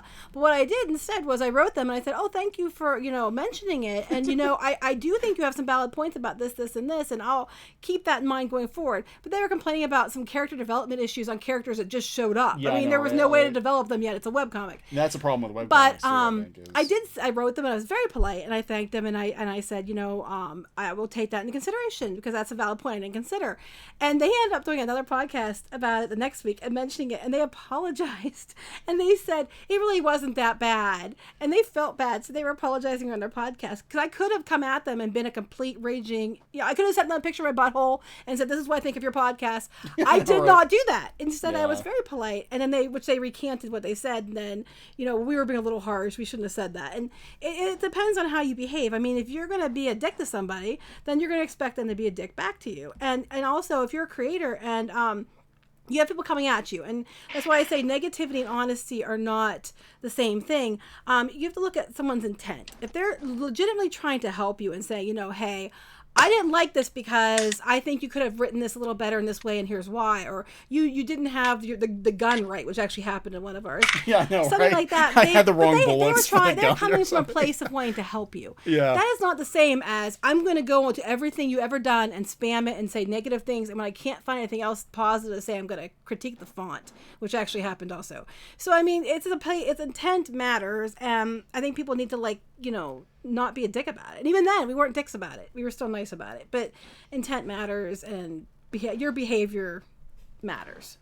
Well, I used to be a lot saltier on so like if you go back like 6 years, I probably was a little bit saltier, a little more sarcastic on social media than I am now. And what kind of like turned me around on it was I came to realize that a lot of the people that were sending me things that I thought were rude, or that I thought it was just like, well, that's really like kind of like an overstep, is I realized that there's a lot of people online who are autistic. Yes. And they don't know how they're coming across. They don't have those social graces. So then when I would think like they were being rude, and I would kind of like come back at them, not mean, but I would definitely give them a clap back. And then they'd continue the conversation. I'd start to realize that they didn't even pick up on the sarcasm because they just don't have the ability to do it. And then I felt really bad because I thought I'm dealing with somebody who, has issues. They're on the spectrum somewhere. And here I am, like, it's really hard to infer tone. So what I decided to do from that point was I'm just going to always infer, unless somebody's like outright like cursing at you and calling you, horrific names or something, I'm always going to assume that people are operating in good faith until they prove that they don't. And I'll do the same. That's what we do too. Well, our nephew's autistic, so we kind of we've kind of looked at that way anyway because we're used to that with our like family members and stuff. Yeah. But we do the same thing because we used to come out guns blazing, and then or if you're really really upset, what I do sometimes I'll write something and then I'll delete it, so I feel better if I didn't send it. But yeah, unless it's it accidentally gets sent. Well, I don't write it on the place. I don't write it on the place I would be sending it on. Just pro tip: never actually put the email address in the composing window. If you're going to write something nasty and delete it, because sometimes it accidentally gets sent. Are you talking about when you got in trouble with the radio station? I'm talking about how I lost a job when I was about 23. Yeah. So it got sent. But yeah, I mean, that is true. There's some people, and you can't. Did you send a picture of your butt, Neon? No. But they were butts. They were stealing from kids with cancer. They were laundering money. They were having fund. It's a complicated story. I used to do web design. Long and short, they were kind of stealing from kids. They were with embezzling cancer. money from kids that had cancer. They were whatever, and I was writing a coworker about it, and I'm like, I don't think I can work for this place anymore. I'm like, this is ridiculous, and I accidentally went to my boss. Oops. So yeah, And then they hauled me in the office, and then the corporate lawyer called me and told me to shut up. because you were allowed to say anything about their embezzling. But then karma does happen. Yeah. Because they all got fired later for They did. embezzling money from kids with cancer. Yeah. But yeah, I think that and it's really hard to gauge tone on the internet, and I've learned long ago you have to step back and just assume, like you said, that they're coming from a good place at first, because unless they're like sending you a picture of their anus or they're calling you bleep bleep bleep bleep bleep, you could totally misinterpret the tone of what they're saying. I mean, I used to do that to Neon all the time. He'd message me something. I'm like, why are you being a jerk? He's like, I'm not being a jerk. Yeah, I'm not real good. Sorry. No, my best friend. It's like we've had the discussion more than once where I've told her, I'll always assume every text I'm sending is in the tone that I would say it to you. Yeah. Because when have I ever said anything to you that wasn't completely friendly, and I was like, I always if you imagine it in that tone, it's never going to seem as bad. It's never going to be as bad as it seems if you just read it and go, what the hell does that mean? Yeah. Yeah. Okay, so let me see. Red Paper Girls, no, I've heard it was pretty good, though. It actually sells a lot. So I guess, kind of going with the last bullet point I had on here, which is the future for comics writers. Like, where do we think the future is for comics, for a writing career in comics? You know what? I'm like really kind of, I'm an optimist, but I don't know, man. The last month on Twitter has really kind of like started to make me think that maybe the industry isn't going to survive, at least not in its current form. I mean, the way that we're losing comic book stores right now, I think there's something like 2,100 shops left in the United States from what I heard of the last time I talked to my guy at Diamond. 2,100 stores, and we lost 50 some last year. I think in the last month we lost 17. Neon, I think you did a video where you were talking about not just or I think I heard you mention, maybe it was a conversation that we had, and not necessarily a video, but just the fact that, in the last month, you've had these comic book stores go away, but we're also dealing with comic book stores that are just no longer carrying comics and turning into pop culture stores. Yeah. And so comics are gone. Yeah, and it's cool. I mean, if Peter Stolon from Alterna Comics actually cited an article on Bleeding Fool, where Peter had gone out and said that he had 15 shops closed in a month. And I think he said that was just out of like the first 100 that he called. It wasn't even his entire list. I was like, oh my god, that's alarming. And what blows my mind is with like Meltdown Comics. I've brought Meltdown Comics up multiple times, but for Meltdown Comics to go out of business, when Meltdown Comics was sort of the focal point of like geek Hollywood, and it can't stay in business. Okay, the comic media, the comics press, the comics blogs just glossed over it like it wasn't that big of a deal. I'm like, no, this would be like Midtown Comics going out of business. This is a huge, this is like, if they cannot stay in business, that's a huge red flag. And these comics blogs are just acting like everything's fine. Okay, Peter did answer. He said 4 more comic stores are closing in 2 weeks. God, that's awful. Yeah, a couple comic shops that we actually do mail order from actually sent emails out. Well, one was, I think, Dreamland Comics, and there are another couple that I got some emails. They said they're no longer carrying new issues. They're carrying back issues, and they're still acquiring back issues, but they're not selling new issues because they can't sell them. They can't move them. Yeah, you can't move them. I mean, everybody wants to go back and they want to read the classic stuff when comics were high adventure. Like every X-Men book that I pick up now is about bigotry and hatred and et cetera, and everybody's kind of like writing their manifestos. And I think to myself, as much as everyone likes to say, well, comics have always been political, there was some of that in Claremont's run. You would deal with that. But then you'd also get like a 5-part adventure in space with the Shi'ar. Yeah. That had nothing to do with any of that. Right. There was still like a lot of high adventure and a lot of, other things, and everything was just, more deftly handled and less on the nose. And I think people are gravitating back to that, especially the comics fans that have been around for a long time that are looking at this new stuff and saying, well, you're right. It's not for me. And so therefore I'm getting out. Yeah. And, hopefully they're putting those money into back issues, so they can still support their retailers. But I just did a little bit of quick math right here. Your average Marvel book, let's say it sells 15,000 copies. If you average out, the low selling with their higher selling, 15,000 copies. There's 2,100 stores in the United States right now. That means on average, every store is only ordering 7 copies of each Marvel book. Well, I think too, people on average. That's just bad. I think people like you, kind of what you guys are saying is, I don't think people want to be preached at. They want to. You read comics, you go to the movies, you read a book, you do it because you want to escape. Because quite frankly, anywhere you go anymore, it's so ridiculous. I mean, it's constant political stuff on every social media platform and everywhere you go. And I think people just wanted to just like tune out and go take themselves on an adventure somewhere and have some fun and go hang out with their favorite characters in their mind and stuff, and they don't want to be like preached at. Like, you get enough every day, you don't want the preaching in your stories too, I think is part of it. It's bad enough you have to deal with it on Facebook now. You have to deal with it when you know, family get-togethers, you know. God, yes. It's bad enough that, like, people want to escape the real world. The real world, you know, I don't care what side of the aisle you're on, the real world kind of sucks right now. And you know, people turn to comics and to movies to be entertained and to forget about it for a while, and it's just really been awful to have that, you know, thrown back in your, not only thrown in your face, but then you're being asked to pay for it, you know. Yeah, you know, it's like, I don't want to read about you know, even you know, there's plenty of things that writers, you know, put into their stories that are, you know, positions that I agree with, but you know, but at the end of the day, I'm dealing with that every day on social media. I'm dealing with that every day on the news. I want my comics to be escapism, but there's no escapism right now. It's like politics has just permeated everything to such a degree, and everybody is out there on their soapbox, and social media has made everybody feel like their opinion is important and needs to be heard by the masses, and they're cramming it into their work, and they're cramming it down your throat on social media. And it's like, I don't want this. I just want Captain America to fight the Serpent Society for a few issues. Can I get that? That would be amazing.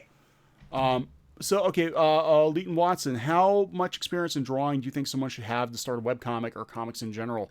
Enough to be able to tell a decent story, and you're not going to be perfect when you first start. Yeah, I was going to say, a lot of people ask about, I'm just trying to be this leveled before I start a webcomic. And the cool thing about webcomics is, you know, you don't have to be a certain level. Some of the most popular comics ever were stick figures. XKCD, that guy's rolling in money. And, you know, so, I mean, yeah, it's more important, I think, to tell a good story than it is, the art doesn't have to be perfect. And oftentimes when we did, art wasn't perfect because we had to rush or whatever. Really, and your art's going to change as you get better.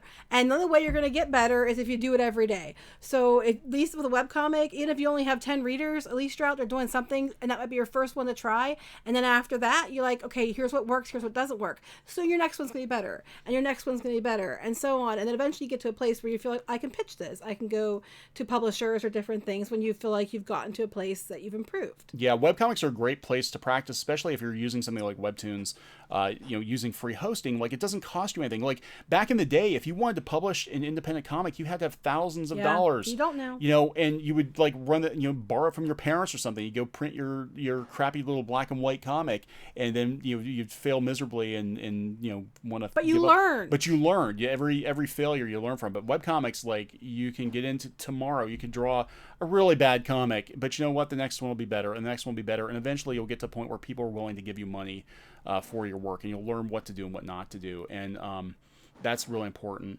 Peter from Alternative Comics said that $7.99 for the X-Men book. Sweet Lord, gotta be kidding. That's $7.99. That's a Netflix 72 subscription. pages. You know what? I'll pay for that. I'll pay $7.99 if Mark Silvestri is drawing it.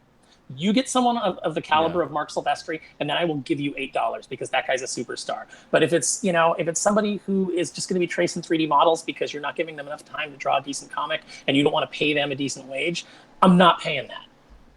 God, that's insane. Like, I remember it being a big deal when Jim Lee's X-Men #1 came out, and it was like, what, $3.99 or something. And the audience you're chasing, the Tumblr audience that you're chasing right now, they don't spend money on things. No, they don't. Number one, a lot of them don't have it.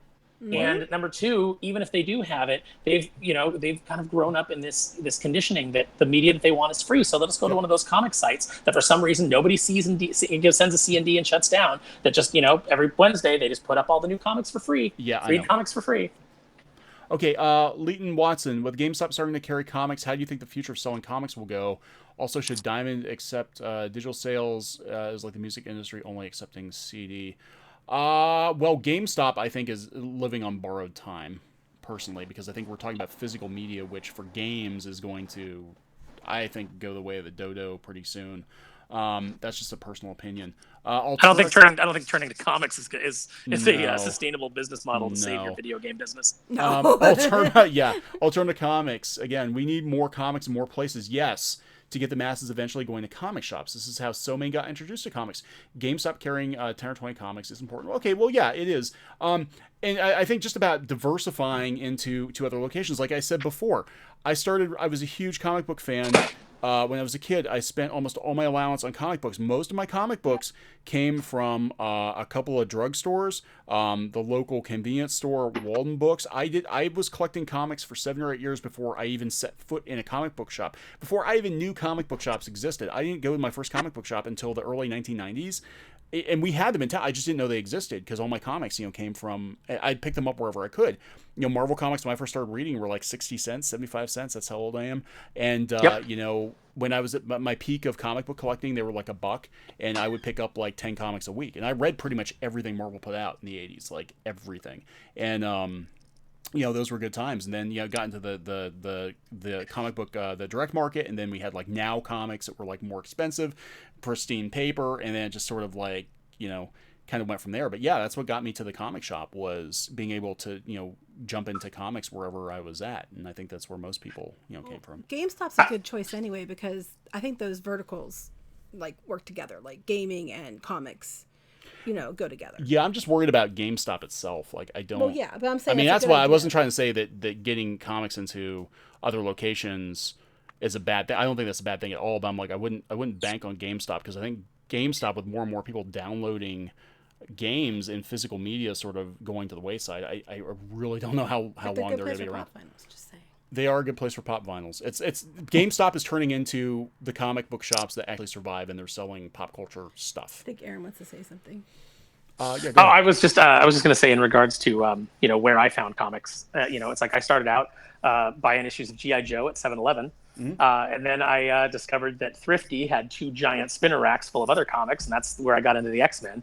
And then pretty soon someone told me, oh, well, you need to go to an actual comic book store if you want to find like the previous issues. And, so went into the phone book, because that was a thing that existed.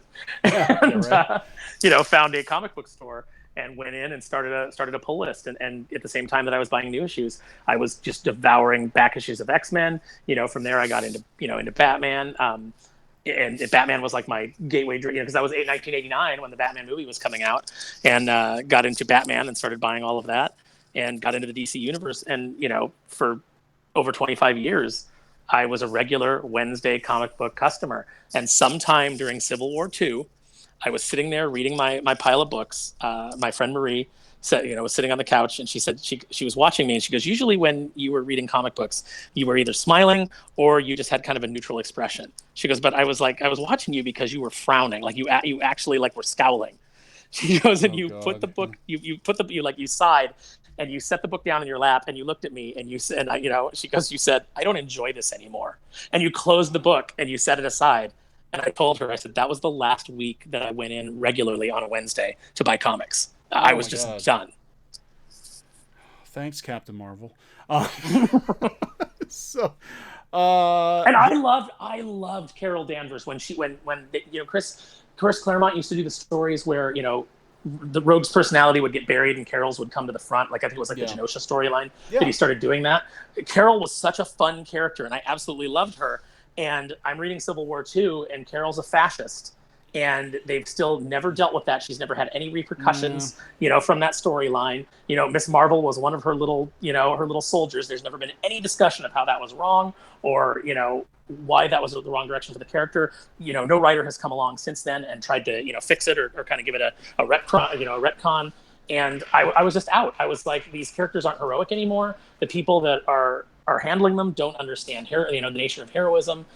And I'm done. This isn't for me anymore. Yeah.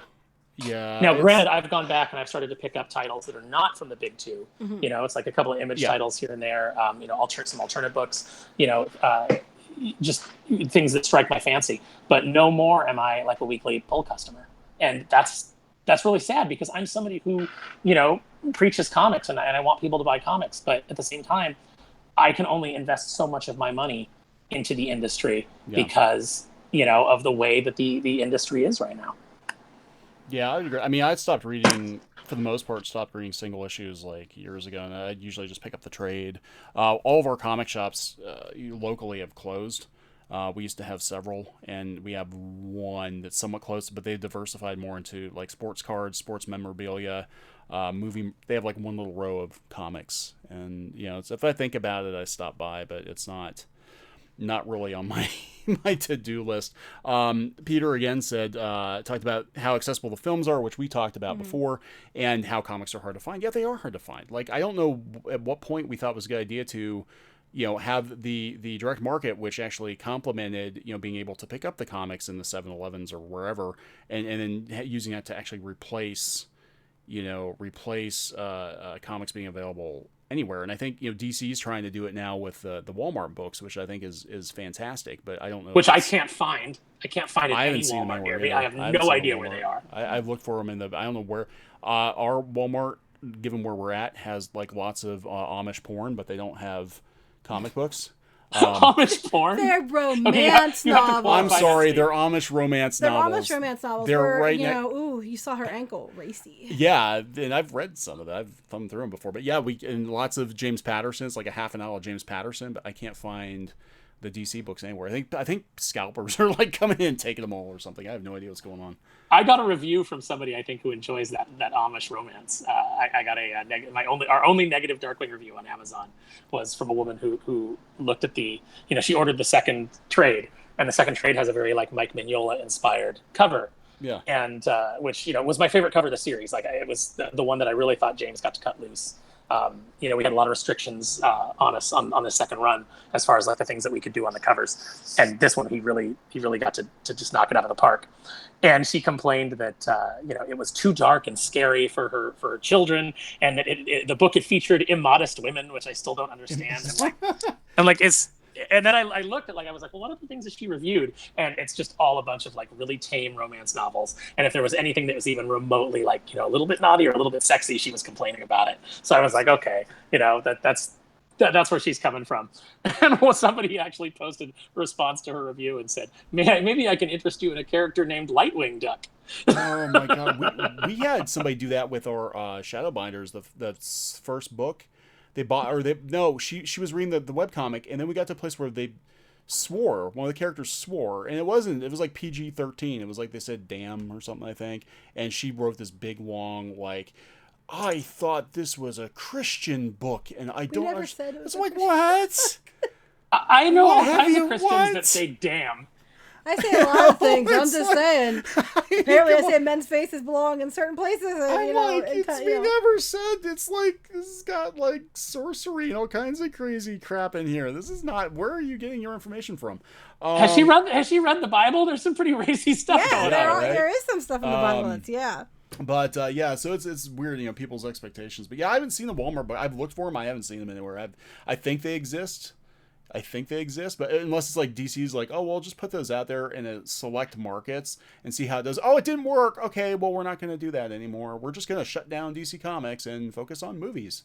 Oh, wait, that didn't work either. About that, yeah. Bayona Rad says, Neon and Geeky Sparkles, do you notice MCU films not really helping to make to creating audiences by going to the comic book? Yeah, I think replacing comics. I think the MCU is replacing the comic books. That's what I've been saying. Yeah, why spend hundreds of dollars a month to keep up with Marvel? She unplugged herself. Perfect. I'm plugging back in. Perfect example of this whole thing was when they had Infinity War. How many people called us? Flipping out because like, oh my God, I took my kids to see Infinity War and they're upset. Hurry up, call Neon, find out what happens. And it's like, these were in the comics, and then you were telling people to go where to go to find out what they might change for the MCU. But a lot of what they take for the MCU comes from the comics. And it was so weird. Like, actually, okay, so we went to go see Infinity War opening night, full house, college kids, a lot of college kids at this particular theater, and they're all like, the movie's ending, and I'm like, yeah, that was pretty decent. That was pretty good. And everybody's like freaking the hell out. They're all freaking out. They're like, oh my God, they killed Spider-Man. Oh my God, they killed Black Panther, and she just got a movie. And they're like freaking out. And I'm sitting there like, to Geeky, I'm like, have they did they not realize this comic is like 25 years old? No, they didn't. They were calling you, and you're like, okay. I'm like, it's okay. This happened in the book. They'll be back. They already announced sequels to these movies. Seriously, people, calm down. But no, like nobody they don't read the comics. They have no, the films are hugely successful, but that is superheroes to the general population now. Like the comics, honestly, and we've said this before. We've said in videos before. You could shut down Marvel and DC tomorrow. It would absolutely kill the direct market, but it would not kill interest in superhero movies. Well, people have always said to us too. Wait, they still make comics? Yeah. People have actually said that to us. Oh, yeah. Wait, they still make comics? Yeah. Like, they don't even know. And I'm like, what? Okay. And that's a failure, I think, on the part of Marvel and DC, and that the comics are not, it used to be that the comics complemented the films very well. When I was a kid, I loved, I went to go see Batman, and then I went to go buy all the Batman comics I could buy, even though the comics had nothing to do with the Batman movie, I wanted to buy the comics to learn more about Batman, and that just does not seem to be happening now. Kids are like, oh, it's cool, let's go buy the game, or let's, just move on to the next thing, which is unfortunate. So I think the comics have to up their game to be able to compete with the movies, or at least present versions of the characters that are similar enough to the movies. People just walked out of the Captain America movie. They want to see Captain America as Captain America. They want to see Steve Rogers as himself and not a freaking Nazi. And it is what it is. So it's interesting to me because I had the same thing happen. Is the movie ended for me and my friends, and we're like, oh yeah, pretty good, pretty crazy, oh, and then people are like crying. They were. And it really made me, and I have friends who like kind of complained about it after the fact, where they said like, well, you get to the ending and they're like, and I just know that everybody comes back, so there's no real stakes. Right. And to which I say, well, you know that, and I know that because we know comics, and we know that there's another Spider-Man movie in the works. We know there's another Black Panther in the works. Yeah. But we forget, because we're in the bubble, your general audience does not know that. Right. So they were shocked. Thor put that axe in Thanos, and they thought, okay, we're at the end here. The bad guy's defeated. We're gonna fix it all. And then no, Thanos snaps his fingers, and a bunch of people die, and then the movie ends, and they're left with like, oh my god, what does this mean? Yeah, I think that's it was just crazy to see the reactions, but yeah, it goes to show they were though, crying like in the theater with us too. They were like all these college kids were like completely freaking out, but it's it's getting harder and harder to find the comics, and I do think in the case of again with Alterna, going to other places to meet people where they're at, because they're not going to go to a comic book shop. Nobody's going to go out of their way to go to a comic book shop, and it's just, if you can even find one. Good luck finding a comic shop. Like you're like, let's sell more comics, let's make more comic readers, but let's make it as hard as possible for people to get these comic books. And the comic readers we have, let's make sure we send them butthole pictures. And let's insult the readers we have. Make sure we let them know they're misogynists and they're thisist and thatist and. Yeah, I know. Yeah, can you imagine if you're like a little girl? If you're like a little girl right now, well, let's not say little, because if she's on Twitter, let's say she's a tween, and she's buying Spider-Gwen. She gets from the the quarter bin or the dollar bin or whatever. She gets a bunch of back issues of Spider-Gwen because that's where, let's be honest, that's where they are. Mm-hmm. And she goes home and she reads them, and she's like, she really falls in love with it. And then she goes on social media and she's like, I want to follow the creators of this. And she goes to Robbie Rodriguez's Twitter page, and there's a picture of his butthole that he's sending to another professional. Yeah. It's like I feel like that's. I don't even have the words. This is 5 years ago, 6 years ago, this would not have been these sorts of incidents would not happen. There's at least some sense of decorum, and now it's just a freaking free for all. I think it's like the world is ending. They know their world is, and it's just they're all like freaking out, and just I can't wrap my head around it. Like I pretty much stepped back from mainstream comics, because of finances. Like we literally could not afford to work on comics anymore. It just didn't pay. And now it's just like, we walk back into it after being gone for a couple of years. Like, oh my God, what happened? Like what happened? Like we didn't see the gradual decline. We got like thrown right back into it. And it was like, holy crap, Sideshow Kaz just said something I think is interesting. A political message can be addressed without pushing it so hard without pushing it so hard. That's where comic writers need to learn subtlety. Yeah. Okay, I'll tell you a story about that. When I was a kid, I was super into Mark Gruenwald's run on Captain America. So I loved the Serpent Society, and he was using those characters a lot. And he did a story, and on the cover it said Captain America, I think it was like versus the greatest snake of all. And the plot line was, and it has like him in the Oval Office and like this shadowed figure is like leaping out at him. That's clearly like Ronald Reagan. So he's making a comment about Reagan in this story, and the fact that he didn't like him. But the way that it was done, the story was that the Viper had poisoned the water supply in Washington, D.C., and a bunch of people had turned into snakes. And so then Captain America has to, fix all this, and he ends up in the Oval Office, and Reagan had drank the water, and so he was like a half snake man, and Captain America had to fight him down, and he realized that he was sweating, and he thought if I can make him sweat enough, it'll work out of his system, and he'll go back to normal, and that's what he did. And then at the end, he has Reagan giving a speech, and he kind of puts that little shine on his fang that gives you on his canine that kind of gives you the impression of, is he fully, outside of the Viper's influence, or is Mark Gruenwald trying to, make a statement about how he feels about Ronald Reagan, which I'm sure was the case. But as a kid, I didn't really pick up on that. I thought, maybe he's still infected. It was a very subtle commentary that still got his point across. He still got it out of his system. But he didn't beat me over the head with it. Right, and it wasn't until I reread it as an adult that I was like, oh, okay, I got it. I got where he was. I get the subtext. Yeah, but it wasn't so ham-fisted. I know they try to use that as a lot of the creators trying to defend, the behavior with, comics have always been political. They have, but it wasn't every book, every month. It wasn't every creator. And even when it was done, it usually wasn't so heavy-handed. Like you said about, Chris Claremont, like X-Men dealt with some pretty weighty themes, but it was never like, in your face every month, Mm-hmm.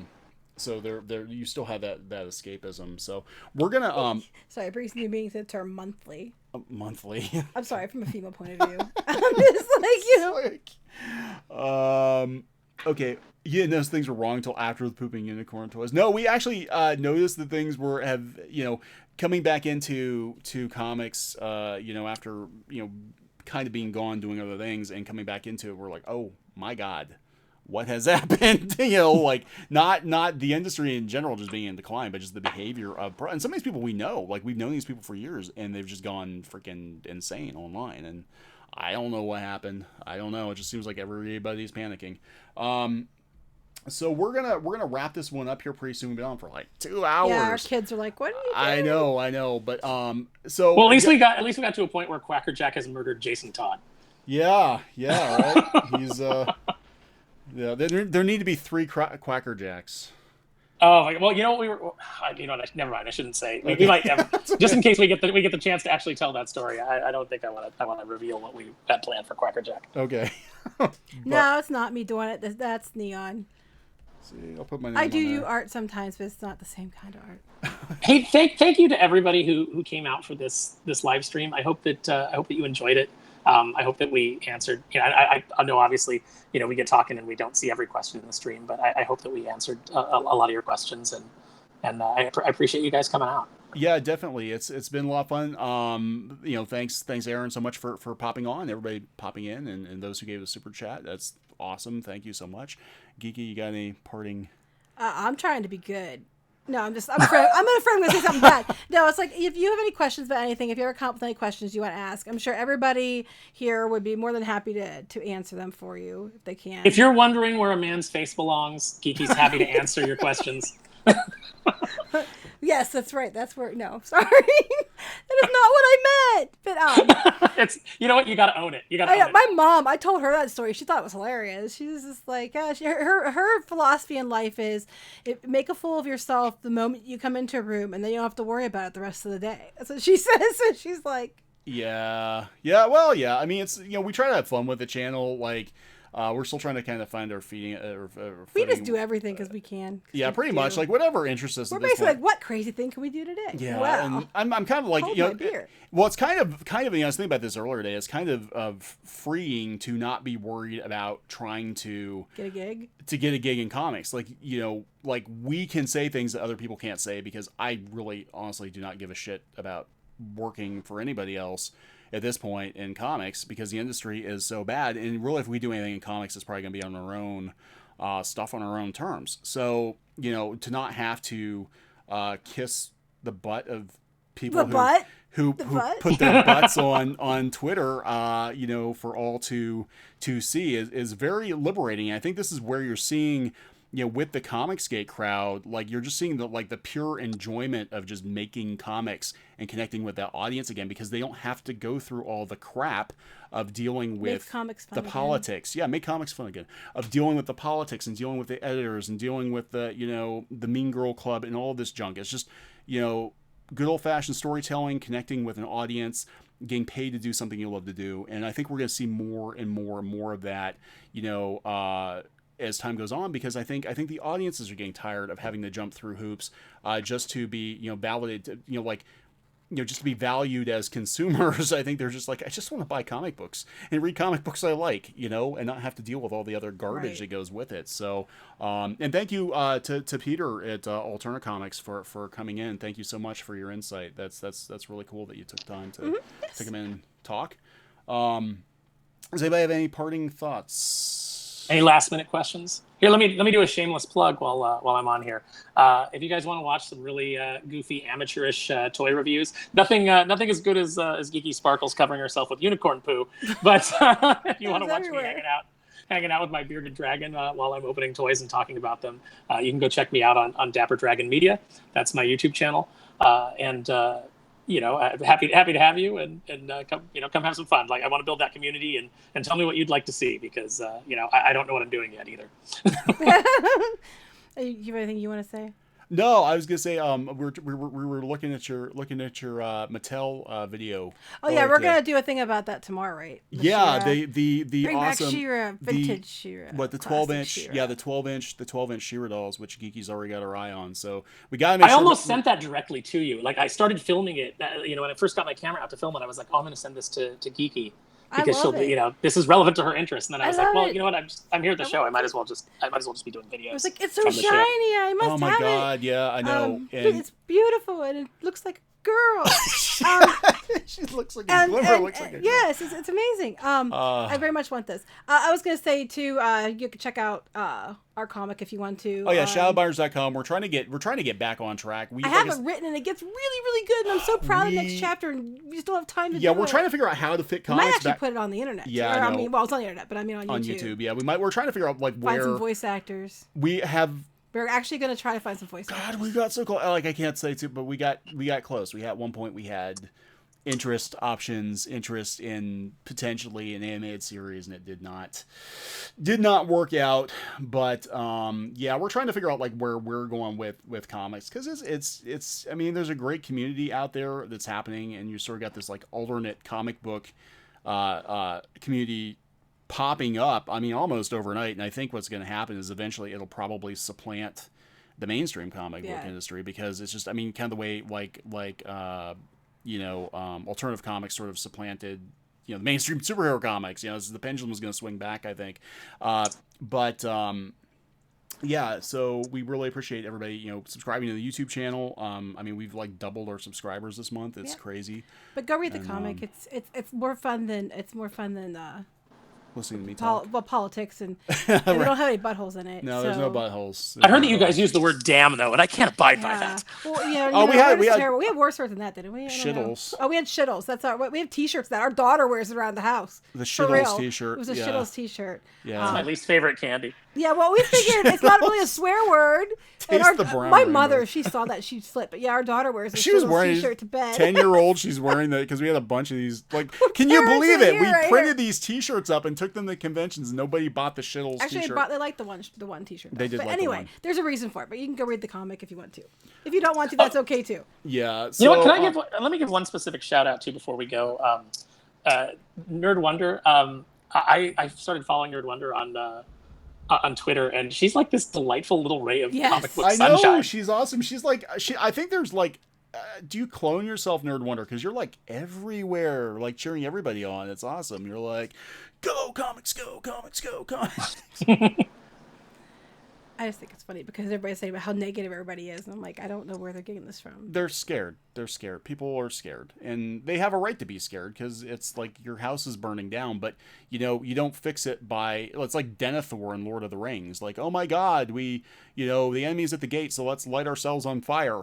Even though Gandalf is here telling us like it's gonna be fine. You don't have to light yourself on fire. So the comic book industry is like lighting itself on fire and running off of the cliff while the good guys are beating back the bad guys, and they're missing out because they're dead and they're burnt. And okay, that was very graphic, yeah, but I okay. know, right? So anyway. Yeah, well, they're terrified of their fellow pros. I've had people like private message me and warn me not to say certain things, and I just tell them I'm like I was blacklisted so long ago in this industry because of because of the underhandedness of some people at Boom. Yes. We understand. Yeah, that. you didn't know. I mean, I was blacklisted. I mean, we were blacklisted as we were trying to, pretty much, I think, as we're trying to pitch our books. That's another story. That's a whole nother. We actually signed with an agent who was the agent for many of these people. Most of these people who were having problems with on Twitter, and it just seemed like during that process we sort of got put on the naughty list because it's complicated. But yeah, I mean, you can be blacklisted and not even know you're blacklisted from comics. It's crazy. You can be working steadily 1 year and then you're just not the flavor of the month anymore, and you don't know why. What flavor's that? But yeah, and I just it's like the comics. There's just not enough money in it for me to live in fear. It's like I'm not gonna bend the knee to anybody. Like I said, I use that hashtag on my Twitter that's asked me about my customer service agenda. It's like if you come to me and you want to talk, I'll talk to you. I don't go back into your Twitter history and try and find out if you're problematic. I don't care, enough to like. I'm not looking up your criminal record to see if you've had trouble. Come to the dark side. We've got cookies and hugs. Yeah, right. It's just crazy. It's not worth it. Comics need to be fun, and making comics needs to be fun. Because I think if these people are actually having fun making comics and connecting with readers, they'd stop being so damn miserable on social media and making everybody else miserable. We're not sending pictures of buttholes to people. I'm just saying. No. I think it definitely comes to, that's something, I know that we're trying to get off this live stream here, but you keep making good points, and I keep feeling compelled to comment on them. I think there is a great deal of unhappiness in a lot of pros. It's a very isolating way to live, to be in your house all day drawing comics or writing comics, and a lot of these people don't have regular human interaction, and certainly no interaction that's outside of like the little comics bubble. And I think it becomes very insular, and I think there definitely is a lot of unhappiness, especially when people aren't making money and they're having to struggle to survive. And so the only currency that they get is social media likes. And yeah, pretty much. It's pretty sad. It's like get out, go make some other friends, go meet some other people in other walks of life, have conversations with people that you disagree with. You're going to become a more informed, more well-rounded person, and you're going to enjoy life a lot more. Turn off the news once in a while, and go outside. It's beautiful. Go enjoy a sunset. Yeah, there's still good in this world. There's still good in this world. So, there's still a lot of good in this world. You there's see a it lot every of good in time this there's world. any kind of major catastrophe. You see people go out of their way to help other people. There still is a lot of good. You got the touch. You got the power.